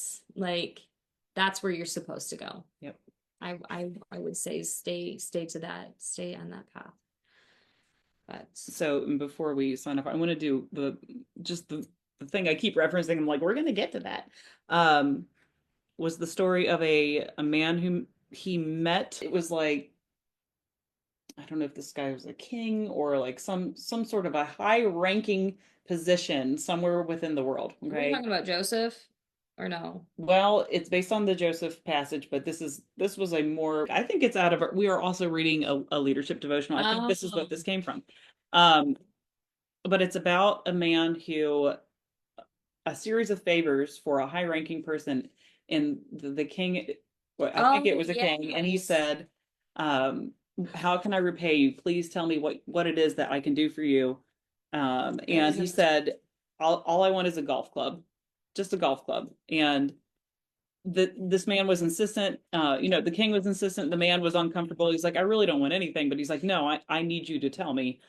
And so then several weeks went by, and there was no golf club that came in the mail or and anything. he's getting all butt hurt because he's Yeah, not. We're out. The king said he was gonna send me a yeah, golf like club. he was insisting that I tell him what I want, and then he didn't, pay up. So then one day, one of his officials comes to the front door with an envelope and says, "Is this your name? Are you this person?" And he says, "Yes." And he handed over the deed to an actual golf club. The So, whole golf yeah, club. and that just blew my mind because that's an example of God being like, okay, well, I know that you've asked for this thing, but I'm going to give You think you, small, I think big. right.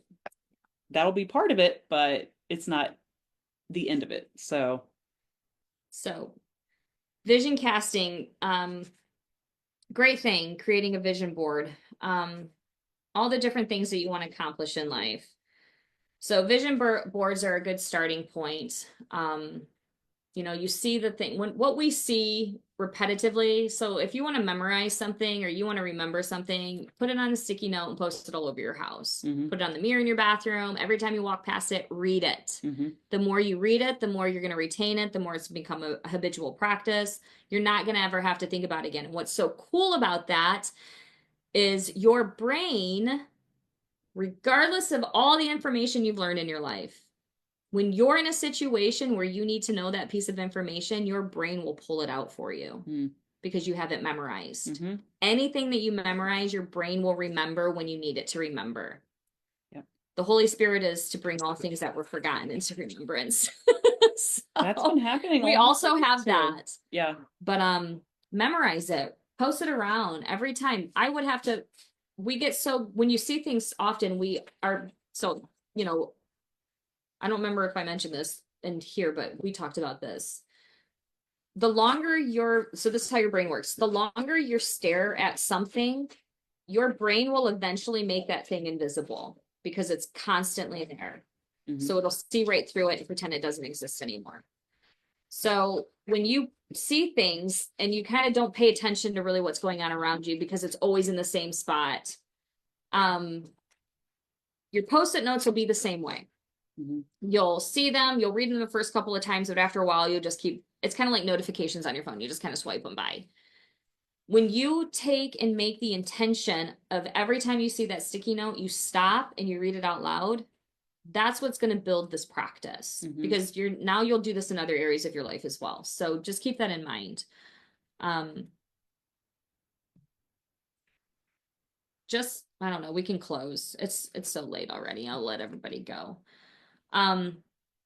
As your greatness is revealed, God is glorified. The scripture says that God will fulfill his purpose for me. The good news is that God does the supernatural work. We just have to obey him. God is able to do exceedingly abundantly above all that we ask or think, according to his power that works in us. The power to do whatever you were born to do is already on the inside of you. As your greatness is revealed, God is glorified. No dream can survive a person who quits. Don't walk away from the dream that is inside of you, because only your perseverance can make that dream a reality. What God is going to do through you will benefit many people in society. We need what you carry. We need it more now than perhaps any other time in history. The book of Proverbs tells us that if we work hard, we will become leaders in the areas God has called us to be. No greatness happens without work. Ultimately, it's not just about the dream, it's about the person you become as a result of pursuing the dream. Mm-hmm. Just as humankind could not thrive without mothers giving birth to new babies every day, society needs you to give birth to your purpose, your assignment, and your dream through your unique personality. So that's an awesome way to end it. Should probably close in a prayer. Okay, go ahead. You do that. Okay. Heavenly Father, we thank you so much for the opportunity to discuss these chapters, discuss this book. We thank you for all of the revelations that even just in the a little bit of time that we've been spending here, that we have been pulling out, some big reflections and big learning experiences, Hmm. but also that we know that you are teaching us and preparing us for bigger things. And we are humbled and grateful. And we thank you for those who are watching and asking questions. And we pray that you will help us to reach more people in the same way. And we look forward to seeing where this goes. In Jesus' Amen. name, amen.